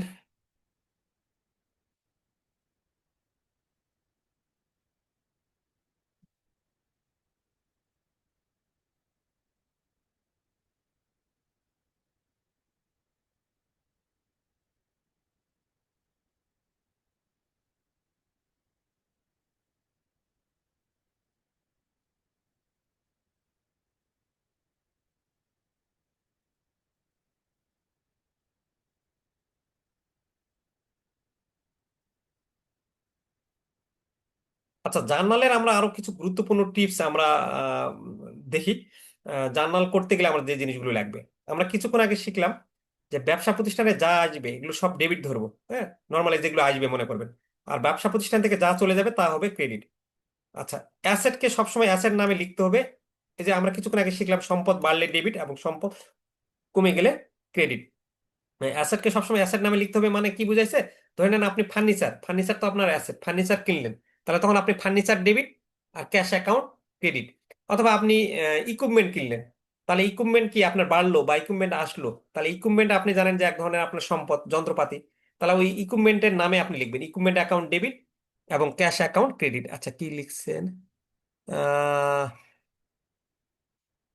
আচ্ছা, এরপরে হচ্ছে যে সকল ধরনের এক্সপেন্স হিসাবে ডেবিট দিকে বসে। যে এক্সপেন্স হবে সেই এক্সপেন্সের নামে লিখতে হবে এবং সকল রেভিনিউ হিসাবের ক্রেডিট দিকে বসে। অর্থাৎ ওই যে আমি কিছুক্ষণ আগে আপনাকে বললাম, আহ, যে এক্সপেন্সের নর্মাল ব্যালেন্স কি, এডি, অ্যাসেটস ড্রয়িং এবং এক্সপেন্স কি হয়, ডেবিট হয়। তাহলে নর্মাল ব্যালেন্স হচ্ছে আর ডেবিট। আর যে ধরনের এক্সপেন্স হবে সেই এক্সপেন্সের নামে লিখতে হবে। এক্সপেন্সের নামে লিখতে হবে মানে কি, এক্সপেন্স ওই যে আপনি বিভিন্ন ধরনের আছে না, যে ধরে নেন আমি এখানে এক্সপেন্স, আমি জানি যে ডেবিট হয়, কিন্তু এখন এই এক্সপেন্স বলতে ব্যয়, ব্যয়ের তো বিভিন্ন ধরনের আছে।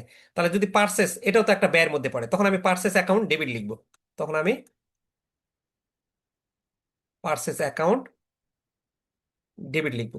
আচ্ছা, আপনি তারপর আমরা একটা উদাহরণ শিখছিলাম যে স্যালারি এক্সপেন্স, বেতন খরচ, এটা বেতন দিলে সেটা একটা খরচ। তাহলে আমি তখন বেতন যদি কথা থাকে তখন আমরা স্যালারি নামে স্যালারি এক্সপেন্স লিখে ডেবিট লিখবো। আবার ভাড়া যদি আমি দিই তাহলে ভাড়া এক ধরনের খরচ, তাহলে ভাড়ার নামে রেন্ট এক্সপেন্স লিখে আমি সেটা ডেবিট লিখবো। এই জন্যই বলছে যে এক্সপেন্স হবে সেই এক্সপেন্সের নাম লিখতে হবে।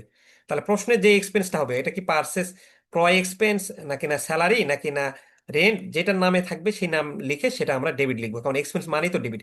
কারণ পার্সেস, স্যালারি, রেন্ট এগুলো তো এক্সপেন্সের মধ্যে পড়ে। সো সরাসরি আপনার হিসাবের শ্রেণী বিভাগগুলো যেগুলো অ্যাসেটস, ড্রয়িং, এক্সপেন্স এর মধ্যে পড়ছে কিনা এরকম কিন্তু লেখা থাকবে না, উদাহরণগুলো লেখা থাকবে। সেই উদাহরণগুলো দেখে আপনাকে ওই উদাহরণটা কি সম্পদের মধ্যে পড়ছে, দায়ের মধ্যে পড়ছে, না আয় না ব্যয়ের মধ্যে পড়ছে, ফেলায় তারপর আপনাকে এটাকে ডেবিট ক্রেডিট করতে হবে। ভয় পাওয়ার কিছু কারণ নাই। মিনিমাম 5-6টা যখন ক্লাস করবেন একদমই পানির মতন সহজ হয়ে যাবে, আরো যখন অঙ্ক করবেন। আজকে তো অনেকেই অলরেডি আরো অনেক সহজ করেই বুঝতেছে। আচ্ছা, পার্সেস সবসময় ডেবিট দিকে বসে। পার্সেস মানে ক্রয়, ক্রয় হচ্ছে এক ধরনের এক্সপেন্স। পার্সেস শব্দটা দেখলেই আপনি এটাকে ডেবিট দিকে দিবেন। আর পার্সেসের সাথে সম্পর্কিত এটা অ্যাকাউন্টস, ভুল লিখছি, এটা এই অ্যাকাউন্টস পেয়েবল হবে, জি হবে না। পার্সেসের সাথে সম্পর্ক অ্যাকাউন্টস পেয়েবল, তাই অ্যাকাউন্টস পেয়েবল ক্রেডিট হয়। এখন এটা আপনি বলতে পারেন পার্সেসের সাথে অ্যাকাউন্টস পেয়েবল আবার কি? পার্সেসের সাথে অ্যাকাউন্টস পেয়েবল মানে আপনি যখন বাকিতে কোনো পণ্য ক্রয় করবেন, তখন আপনি বাকিতে পণ্য ক্রয় করলে এটা জাবেদার হবে পার্সেস ডেবিট আর অ্যাকাউন্টস পেয়েবল ক্রেডিট। কারণ ওই যে আপনি যার কাছে বাকিতে ক্রয় করছেন তাকে তো আপনার পার্সেস অ্যাকাউন্ট ডেবিট আর অ্যাকাউন্টস পেয়েবল ক্রেডিট, কারণ আপনি যার কাছে বাকিতে কিনছেন তাকে কিন্তু আপনার ভবিষ্যতে অর্থ পরিশোধ করতে হবে। তাহলে এই জন্য পার্সেস বাকিতে কিনলেই এর সাথে অ্যাকাউন্টস পেয়েবল আয় চলে আসবে। সেলস সবসময়, সেলস মানে আয়, আর আয় আমরা জানি যে অলওয়েজ ক্রেডিট হয়, এই জন্য সেলস সবসময় ক্রেডিট দিকে বসে। আমরা বলছি সেলসের সাথে সম্পর্ক হচ্ছে অ্যাকাউন্টস রিসিভেবলের। অ্যাকাউন্ট রিসিভেবল মানে কি, আপনি যখন ওই যে আমরা বললাম যে আমরা যখন ধারে পণ্য বিক্রি করছি, আমরা যদি রবিনের কাছে ধারে পণ্য বিক্রি করি, তাহলে রবিনের কাছ থেকে আমি কি ভবিষ্যতে টাকা পাবো, তাহলে আমি একটা সুবিধা পাবো। তাহলে এটা আমার জন্য কি সম্পদ। আমি রবিন লিখে অ্যাকাউন্ট রিসিভেবল যদি 600 লিখি, তার মানে আমি বুঝবো যে রবিনের কাছে ধারে বিক্রি করছি, 1 মাস বা 2 মাস পরে টাকা পাবো। তাহলে আমি এই যে রবিন লিখে অ্যাকাউন্ট রিসিভেবল লেখা মানেই, আমি অ্যাকাউন্ট রিসিভেবল মানেই আমি কিন্তু শুনতেছি এখানে সেলসের একটা সম্পর্ক আছে। তাহলে রবিনস অ্যাকাউন্ট রিসিভেবল এটা ডেবিট হবে, কারণ ভবিষ্যতে সম্পদ বাড়বে। আর সেলস মানে আপনি রেভিনিউ, সেলস মানে আপনার আয় হয়, তাহলে সেলস হবে কি ক্রেডিট দিকে হবে। তার মানে এই যে অ্যাকাউন্ট রিসিভেবল দেখলে আমি বুঝতেছি যে এর সাথে সেলসের সম্পর্কিত আছে। অ্যাকাউন্টস পেয়েবল দেখলে আমি দেখতেছি পার্সেস সম্পর্কিত আছে, বা বাকিতে পার্সেস থাকলে আমি বুঝবো যে এখানে পার্সেসের সাথে অ্যাকাউন্টস পেয়েবল সম্পর্কিত। বাকিতে সেলস থাকলে আমি বুঝবো যে সেলসের সাথে অ্যাকাউন্ট রিসিভেবল সম্পর্কিত। আচ্ছা, একদিনে আমরা অনেক কিছু বুঝতেছি, সো কারো কারো কাছে একটু কঠিন মনে হতে পারে। আবার ভিডিওটা দেখবেন, দেখবেন যে অনেক ইজি হয়ে যাচ্ছে। চেক থাকলে ব্যাংকের নামে লিখতে হবে যদি কোনো চেকের শব্দ আসে। আচ্ছা, যেহেতু পার্সেস ডেবিট, তাই পার্সেস রিটার্ন ক্রেডিট। আচ্ছা, অনেক সময় আমাদের এরকম হয় যে আমি কারো কাছ থেকে একটা পণ্য কিনলাম, কিন্তু সে প্রোডাক্টটা ডিফেক্ট ছিল। তো পণ্য কিনলে তখন আমরা পার্সেস ডেবিট করি, এটা আমাদের ক্রয় হয়, এক্সপেন্স বাড়ে। বাট এরকমও তো হতে পারে প্রোডাক্টটা কেনার পর আমার ডিফেক্ট হলো, আমার এটা ভালো লাগছে না, আমি ফেরত দিচ্ছি। তাহলে ফেরত দিলে সেটাকে বলে পার্সেস রিটার্ন। আর বিপরীত শব্দ পার্সেসের শব্দ পার্সেস রিটার্ন, ক্রয় ফেরত। তাহলে পার্সেস যেহেতু ডেবিট হয়েছে, পার্সেসের বিপরীত হচ্ছে পার্সেস রিটার্ন। তাহলে ডেবিটের বিপরীত কি ক্রেডিট, তখন পার্সেস রিটার্ন লিখে আমরা ক্রেডিট লিখবো। সেলস ক্রেডিট, তাই সেলস রিটার্ন ডেবিট। সেলস বাড়লে আমাদের ক্রেডিট হয়, কিন্তু কোনো কারণে আমরা যার কাছে সেলস পণ্যটা বিক্রি করছি সে আমাকে ফেরত দিতে পারে, তাহলে ফেরত দিলে আমার এটা কি হবে, সেলস রিটার্ন হবে। তাহলে আমি আয় বাড়লে ক্রেডিট, তাহলে সেলস রিটার্ন হইলে আমার কি হবে, আয় কমে যাবে। তাহলে আয় কমে গেলে কি হয়, নর্মাল ডেবিট হয়। তাহলে মাথায় রাখবো সেলস হচ্ছে ক্রেডিট, কিন্তু কোনো কারণে যদি সেলস রিটার্ন হয় তাহলে সেটা ডেবিট হবে। আচ্ছা, অ্যাকাউন্ট রিসিভেবলের কাছ থেকে যে টাকা আদায় করা যায় না তাকে ব্যাড ডেট বলে। ব্যাড ডেট বলতে আমরা ওই যে অনেকের কাছে ধারে পণ্য বিক্রি করি, ধরে নেন আহ, আমি আমার ব্যবসাতে আমি 2 লক্ষ টাকার পণ্য বিক্রি করছি ধারে। এখন সবাই যে এই 2 লক্ষ টাকার পণ্য আমি 15 জন মানুষের কাছে বিক্রি করছি, এখন এই 15 জনই যে 2 লাখ টাকা আমাকে ফেরত দেবে এমন কিন্তু না। এর মধ্যে এমনও থাকতে পারে 4-5 জন আমাকে টাকা ফেরত দিচ্ছে না। তাহলে যারা আমাকে টাকা ফেরত দিচ্ছে না, এই অ্যাকাউন্ট রিসিভেবল, এর কাছ থেকে আমরা টাকাটা পাবো না। যার যার কাছ থেকে পাবো না সেটাকে আমরা বলি ব্যাড ডেট আর কি। ওই যে আপনাদের লোনের ক্ষেত্রে আপনারা ব্যাড ডেট ফেলেন না। আচ্ছা, আমরা অ্যাকাউন্টস রিসিভেবলতে ভবিষ্যতে টাকা পাবো, এটা এক ধরনের আমাদের সম্পদ। আবার অ্যাকাউন্টস পেয়েবল দায়, যেটা এদেরকে আমাদের ভবিষ্যতে দিতে হবে টাকা, এই জন্য এটা এক ধরনের লায়াবিলিটিস। আর স্থায়ী সম্পত্তির ব্যবহারজনিত হ্রাস বা ক্ষতিকে ডেপ্রিসিয়েশন বলি। গুডস নামে কোনো হিসাব হয় না। আচ্ছা, এই ছিল আমাদের ক্লাস। আরেকটা একটা 12টা জার্নাল আমরা করে আজকের ক্লাসটা মানে অনেক লেংদি হয়ে যাচ্ছে, আর 10 মিনিট আমি একটু আলোচনাতে নিব। নিয়ে আজকে আর থিওরি না করি, কারণ আমার অনেকক্ষণ ধরে আলোচনা হয়ে গেছে। তো এই 10টা আলোচনা করার পর বাকি অঙ্কগুলো কিভাবে করবেন আমি ওটা পিডিএফ দেখে আপনাদেরকে ব্যাখ্যা করব। তো আর 10 মিনিট সময় দেওয়া যাবে তো নাকি? 10 মিনিট দিলে আমি অঙ্কটা কিভাবে করতে হয় আরেকটু আমরা বুঝে যাবো আর কি। জি স্যার। তাহলে 10 মিনিট সময় দিচ্ছি, হ্যাঁ। Okay sir. ওকে। স্যার জার্নালে ব্যাখ্যা দিতে হবে না?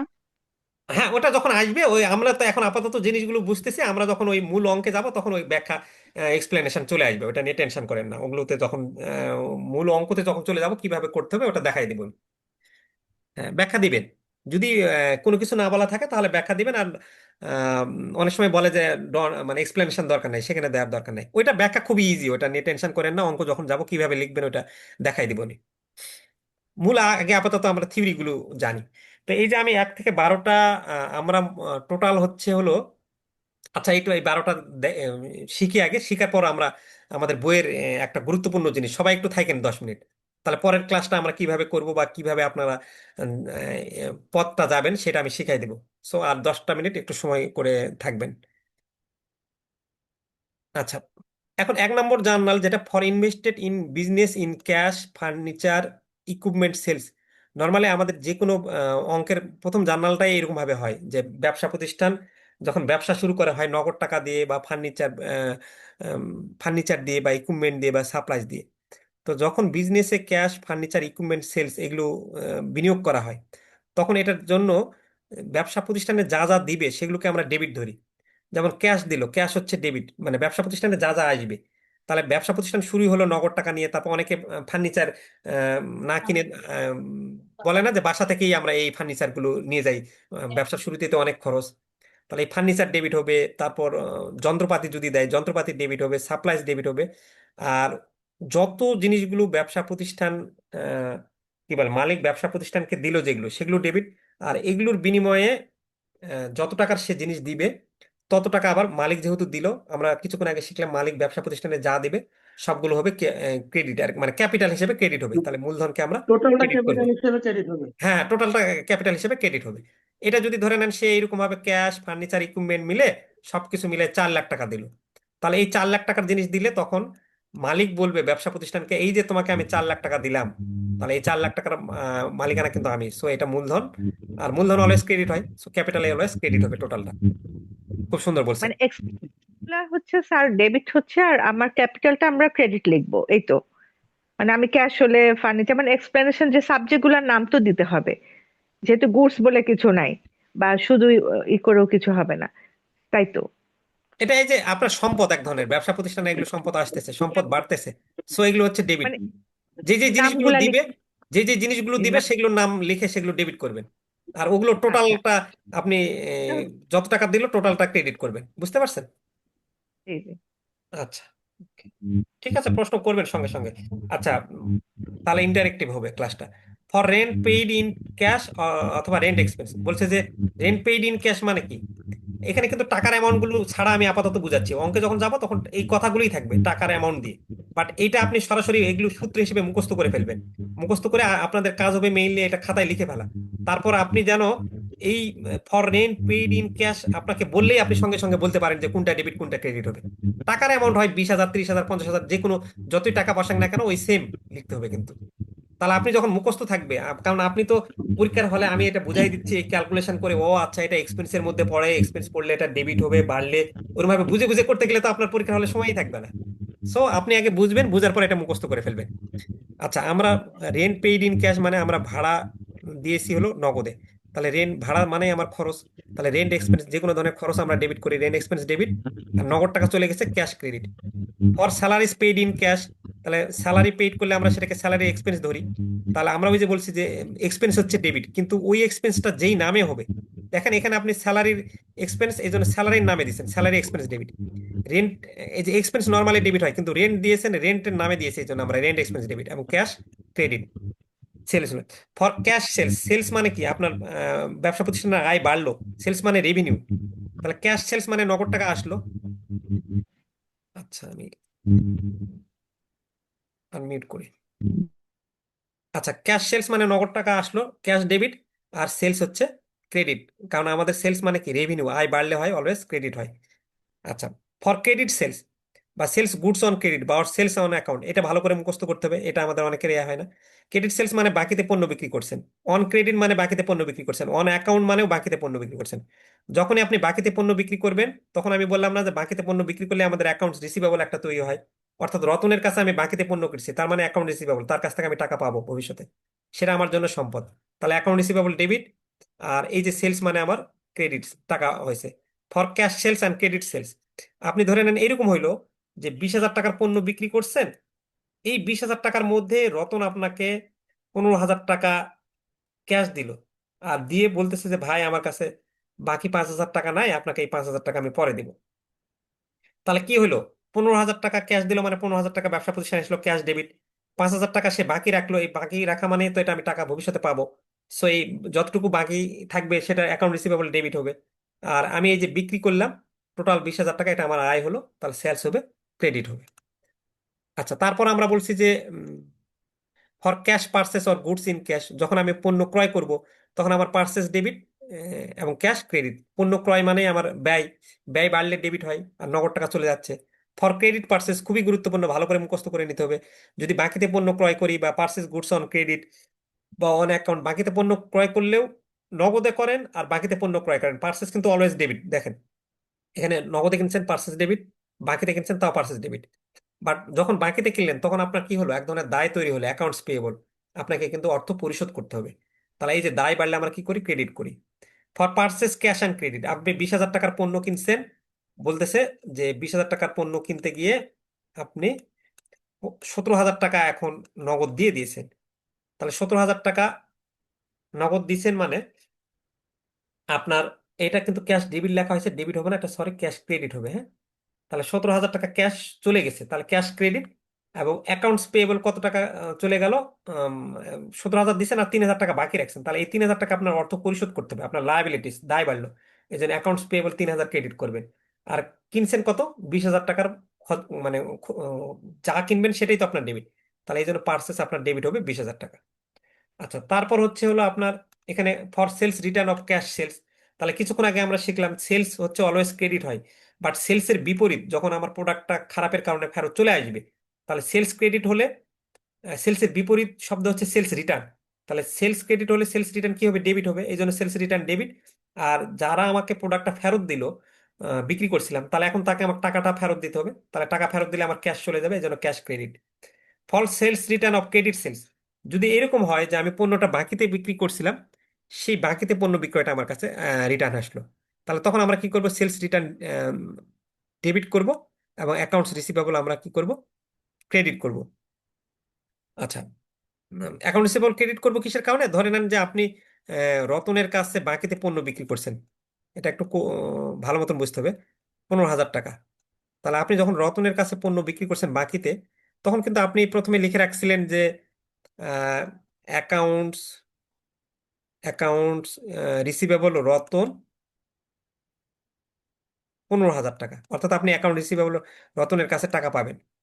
কিন্তু রতন 2 দিন পর দেখতেছে প্রোডাক্টটা ভালো না, রতন এখন প্রোডাক্টটা আপনাকে ফেরত দিয়ে দিল। তাহলে রতন যখন প্রোডাক্টটা ফেরত দিয়ে দিবে, আপনি যে অ্যাকাউন্ট রিসিভেবল রতন 15,000 টাকা ডেবিট লিখে রাখছেন, ডেবিট মানে আপনি টাকাটা পাবেন, কিন্তু এখন যখন রতন যখন ফেরত দিল, আপনি কি টাকাটা পাবেন? তাহলে তো এখন আপনার বই আর ডেবিট নামে লেখা যাবে না, যেহেতু এখন পাবেন না। তাহলে আগে আপনার অ্যাকাউন্ট রিসিভেবল রতন ডেবিট করছিলেন কারণ আপনি মনে করছিলেন যে আপনার সম্পদ বাড়বে, বাট রতন টাকাটা ফেরত দিয়ে দিল, এখন কিন্তু আপনার আর সম্পদ বাড়তেছে না, আপনার টাকাটা কমে যাবে। তাহলে এখন রতনের নাম বাদ দিয়ে দিতে হলে আমরা অ্যাকাউন্টসে তো মানে কাটে দিতে পারি না, আমরা যেটা করতে পারি, ও ডেবিট যদি থাকে তাহলে ও ক্রেডিট করে দিলে ও কাটাকাটি হয়ে যাবে। তাহলে এই জন্য আমরা এই যে অ্যাকাউন্ট রিসিভেবল সেলস রিটার্নের ক্ষেত্রে ক্রেডিট করে দিলাম আর কি, যদি বাকিতে পণ্যর যেটা পণ্যটা বাকিতে বিক্রি করছিলাম তারপর সেই পণ্যটা যদি ফেরত আসে। আর সেলস ডিসকাউন্ট আর sales return on account, sales discount debit, account receivable credit হয়। এখন আমি একটু আপনাদের লাস্ট আমাদের বইয়ের যে অংশটুকু দেখাই, যদি মূলত আপনারা এই 48টা জার্নাল করতে পারেন, তাহলে আপনার পাশের মানে মিনিমাম 10 মার্কস বা 7-8 মার্কস আপনাদের হাতে চলে আসলো। কিভাবে আসলো সেটা আমরা দেখি একটু।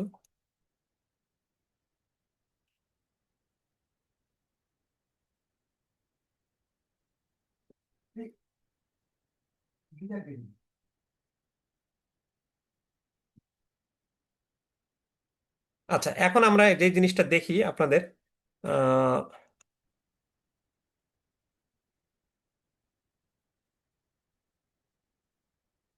আহ, একটু সময় দিবেন কিভাবে আমরা আহ, পড়বো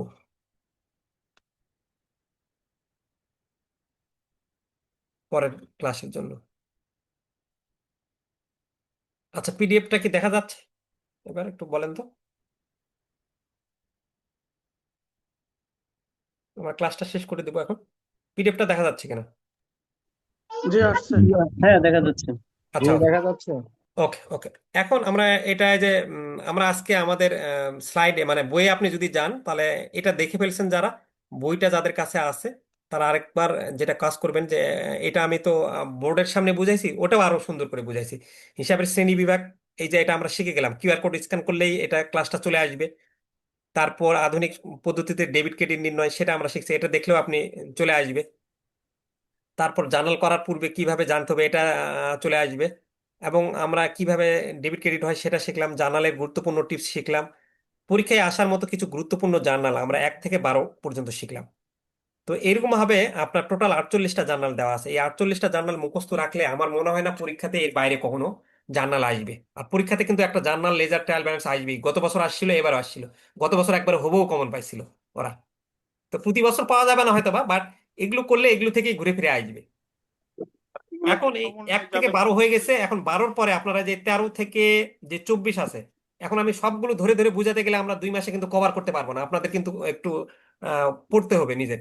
তাহলে 13 থেকে 24 আমি কিন্তু কিউআর কোড স্ক্যান দিয়ে দিয়েছি, এখানে লিখে দিয়েছি যে 13-24 ভালোভাবে বুঝতে কিউআর কোডটি স্ক্যান করে আপনি এই ভিডিওটা দেখে নেবেন। তাহলে এই 13 থেকে 24 আপনি কিউআর কোডটা স্ক্যান করলে কিন্তু নিজেই বুঝতে পারবেন, খুব সুন্দর করে বুঝাইছি। যদি কোনো প্রবলেম হয় তাহলে আমাকে নেক্সট ক্লাসে বলবেন।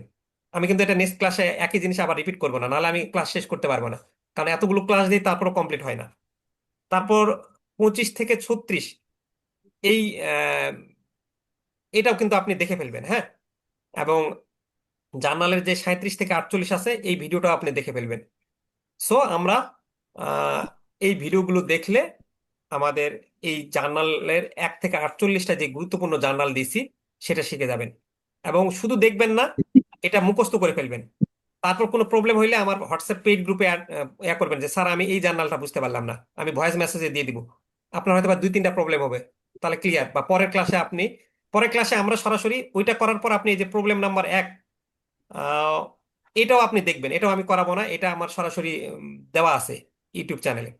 সো এটা দেখে নেওয়ার পরে আমি চলে যাব হলো পরের ক্লাসে আপনাদের প্রবলেম 2 থেকে আমি অঙ্ক করানো শুরু করব। পরের ক্লাসে আমি আগে থিওরিটা বুঝাবো, বুঝানোর পরে এই 2 নম্বর অঙ্কটা করাবো। কিন্তু আপনার কাজ হবে এই 1 থেকে শুরু করে আগের অঙ্কগুলো দেখা, কোনো প্রবলেম হলে আমাকে বলবেন আর কি। আর আমরা দেখি ওটা যদি রেকর্ডেড গুলো ওটা দিয়ে দিতে পারি, তার চেয়ে আপনার কাছে বই দিয়ে দিছি, কিউআর কোড স্ক্যান করে দেখে ফেলবেন। এখন আজকের কোনো ক্লাস বা আমরা প্রতিটা চ্যাপ্টার কিন্তু এভাবে সাজাইছি, যারা পেইড ক্লাস নিয়েছেন প্রত্যেকটা চ্যাপ্টারে অঙ্কের পাশে আপনি একবার গোটা বইটা কিউআর কোড দিয়ে কমপ্লিট করছি। এটা করতে আমাদের 1 মাস সময় লাগছে, ওই সময় ধরে কাজ করছি। কোনো বই আর বাজারে বই পাবেন না এরকম ভাবে। মানে অন্য কোনো ভিডিও ক্লাসও যদি কারো কেনেন, তার ভিডিও ক্লাসেও এরকম ভাবে জীবনও পাবেন না। সো একবার প্র্যাকটিস হয়ে যাচ্ছে, আবার করতেছেন।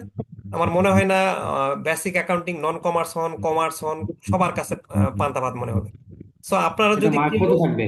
ফ্রি ক্লাসটা করার পর আমাদের ক্লাসটা ভালো লাগে, যদি মনে করেন যে এইভাবে আমি একটা স্যারের গাইডেন্সে থেকে ব্যাংকিং ডিপ্লোমাটা, বেসিক অ্যাকাউন্টিংটা খুব ইজিলি কমপ্লিট করতে চাচ্ছি, কারণ এখন আর স্টুডেন্ট লাইফ না যে আপনি একা একাই বিভিন্ন জায়গায় মানে ঘেটে এটা কমপ্লিট করবেন। ওইটা করতে গেলে আপনার প্রচুর সময় লাগবে, ব্যাংকে জব করে মাত্র 2 দিন সময় পান। ওইটা করতে গেলে গোছাতে লাগবে আরো 5 দিন, তারপর পরীক্ষার সময় চলে আসে, সো পাস করাটা অনেক টাফ হয়ে যাবে।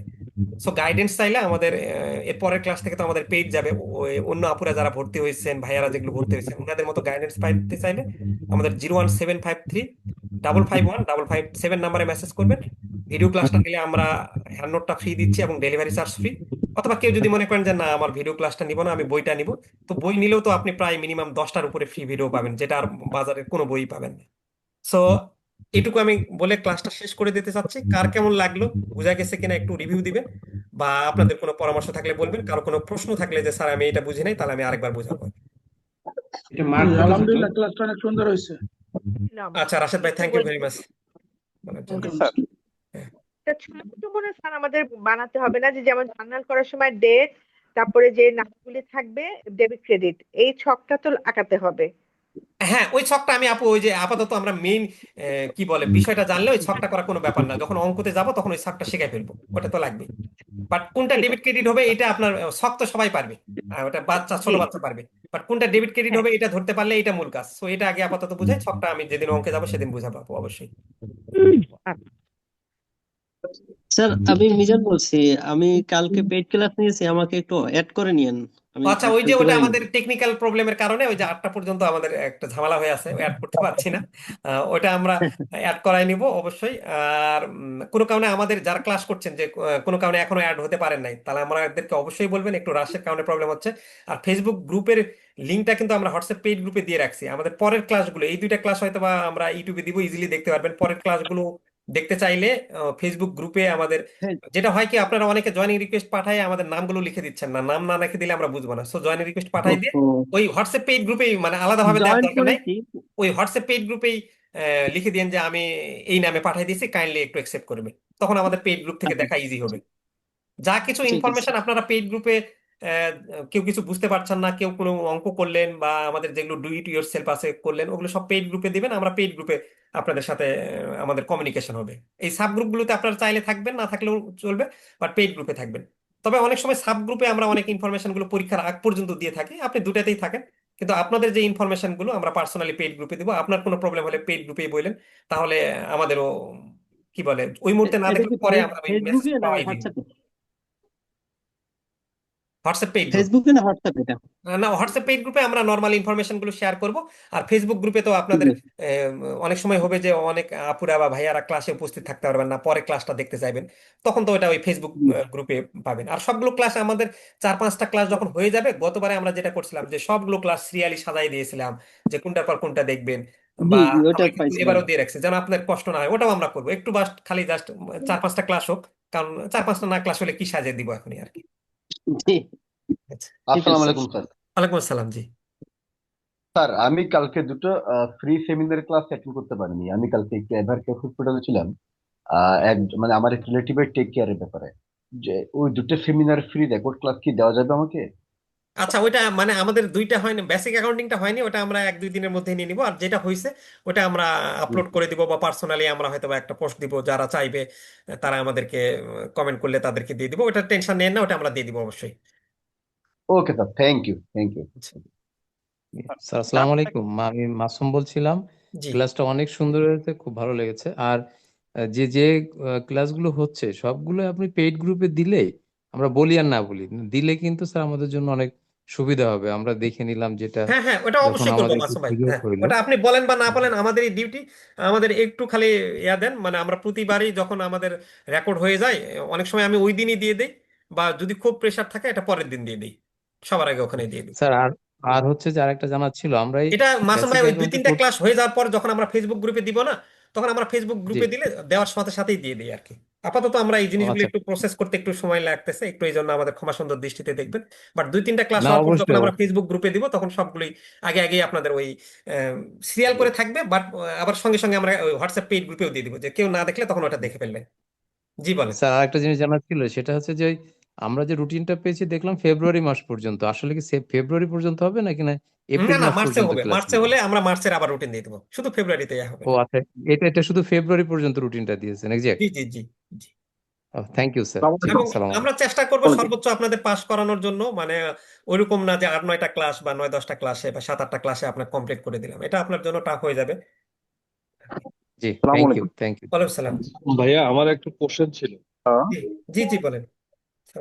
যে ভাইয়া আমি ওই যে লাস্ট শুক্রবারে অ্যাকাউন্টিং নামাজ পড়ে এসে আপনার সাথে কথা হলো, আজকেই প্রথম ঢুকছি আপনার সাথে, লাস্ট দুটো ক্লাস আমি পাই নাই।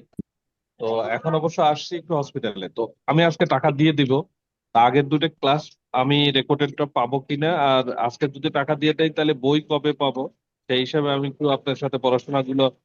আর আপনার ওই যে ইয়াগুলো দেখছি, স্ক্রিপ্ট গুলো দেখছি, ওখানে তো অ্যান্সার গুলো অনেক ছোট ছোট করে লেখা, এটা লিখলে কি এটার পাশ আসবে কিনা, এটা বেসিক বা এটা অ্যাকাউন্টিং না অন্য কোনো সব কিছু? ঠিক আছে? বেসিক অ্যাকাউন্টিং না অন্য কিছু?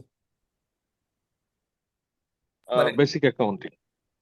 এটা লিখলে আপনার 100% পাস হবে। গত বছর আমাদের ওই যে 4-5 জন নন কমার্স ব্যাকগ্রাউন্ডের, ওরা 75-76-80 মার্কসের করে আপনার পাস হয়ে গেছে। 100 মার্কস তো পরের কথা। আসলে পরীক্ষার হলে আপনি এত কিছু লেখার সময় পাবেন না, আর অঙ্ক লিখলে তো আপনার অঙ্কতে কাটা মার্কস। আর অ্যাকাউন্টিং এর যে থিওরি গুলো, এগুলো গাল গল্প না, মানে আপনি যতটুকু তথ্য, আপনি সঠিক তথ্য যদি লেখেন, টিচাররা মার্কস দিয়ে দিবে। আর শর্ট কোয়েশ্চেন ডিফারেন্স আপনি তো খুব বেশি বড় করে লেখার দরকার নেই। আর বড় কোয়েশ্চেন ওই 4-5 মার্কসও। অ্যাকাউন্টিং হচ্ছে ওই যে ফিজিক্স কেমিস্ট্রির মতন, যেমন ছোটখাটো লিখলেই আপনি মার্কস পেয়ে যান না, টু দা পয়েন্টে। হুম তো হুম এখানেও অ্যাকাউন্টিং এ টু হুম। দা পয়েন্টেই লিখতে হবে, মানে এটা এমন না যে গাল গল্প লিখে 1-2 পেজ বাড়াবে। আচ্ছা, আজকে আমি টাকা দিয়ে দিলে বই পাবো কবে? বই ওটা সার্ভার ভাই নির্ভর করবে, আপনি ঢাকার মধ্যে নাকি না ঢাকার বাইরে। আজকেই পেমেন্ট করে দিন, তাহলে কালকে দিলে আমি আমরা তো একটা ভয়েস। ঢাকায়, ওই যে আমি বললাম আমি ব্র্যাক ব্যাংকের হেড আচ্ছা অফিসে আচ্ছা। বসে, ও আচ্ছা, কর্পোরেটর। ঠিক আছে।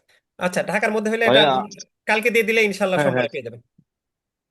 আচ্ছা আচ্ছা আচ্ছা, ঠিক ঠিক আছে আছে স্যার। ঠিক আছে ভাই, আজকে তাহলে আমি টাকাটা দিয়ে দিব ইনশাল্লাহ। আচ্ছা ঠিক আছে, ওকে। হ্যাঁ, আব্দুল জলিল ভাই ওকে কিছু বলতে ওকে। চাচ্ছিলেন?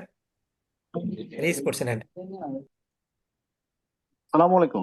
ওয়ালাইকুম আসসালাম। জি জি, আমি একটু জানতে চাচ্ছি যে আমি তো অ্যাকাউন্টিং আজকে ফার্স্ট শুরু করলাম, এটা কি ফার্স্ট ক্লাস নাকি এর আগে ক্লাস হয়েছে, বা ওইটা আমাদের আমাদের পেড ক্লাসগুলো ওইটা কি শুধু? আমাদের জাস্ট একটা থিওরি ক্লাস হয়েছে। আপনারা যারা দেখেন নাই, যদি আমাদের পেইড গ্রুপে থাকেন বা আমাদের ওই যে স্টাডি গ্রুপ 36-এর সাব গ্রুপগুলোতে থাকেন, ওইখানে আমি আম, আপনাদের এই ওটা আমাদের ইউটিউবে অলরেডি আপলোড করা আছে। ফার্স্ট চ্যাপ্টার থেকেও আপনাদের 10 মাস মতো থিওরি আসতে পারে। হ্যাঁ, ওই 10 যে মাস বা একটা 6 চ্যাপ্টারের ক্লাস মতো হয়ে থিওরি গেছে, আসে, ওইটা দেখে নিন একটু।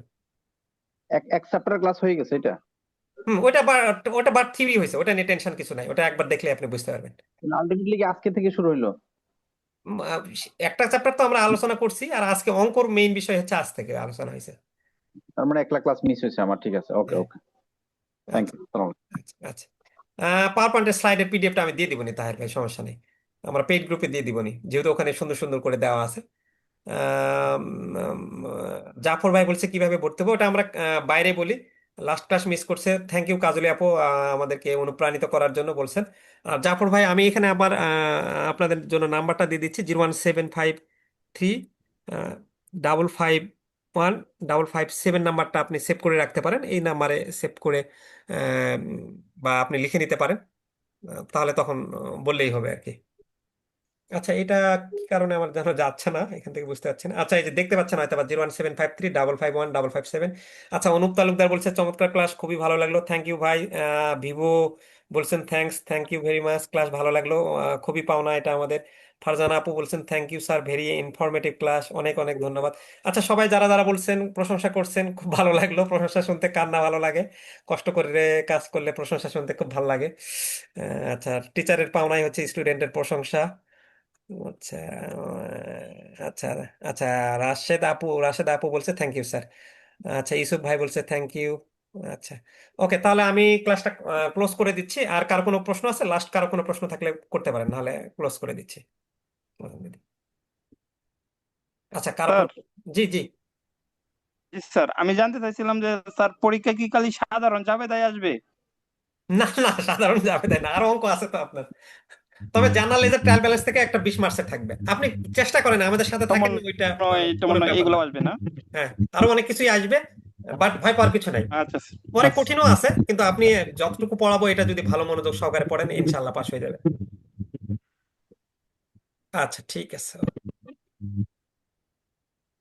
ওকে সুমন ভাই, থ্যাংক ইউ ভেরি মাচ। আর আমাদের এই যে নাম্বারটা হচ্ছে আমাদের এইটা 01753 551 557 নাম্বার, 01753 551 557, এটা সেভ করে রাখলেই হবে। সো আসসালামু আলাইকুম সবাইকে, সবাই ভালো থাকবেন, হ্যাপি থাকবেন, অ্যাক্টিভ থাকবেন। সকলের জীবন মঙ্গল কামনা করে আজকের ক্লাস এখানে শেষ করছি। কালকে মনে হয় সম্ভবত আমাদের ক্লাস আছে, আগামীকাল ক্লাসে দেখা হবে। তো আমি যে হোমওয়ার্ক বা যেভাবে বলছি ওই ভিডিওগুলো আগে থেকে কমপ্লিট করে রাখবেন দেখে।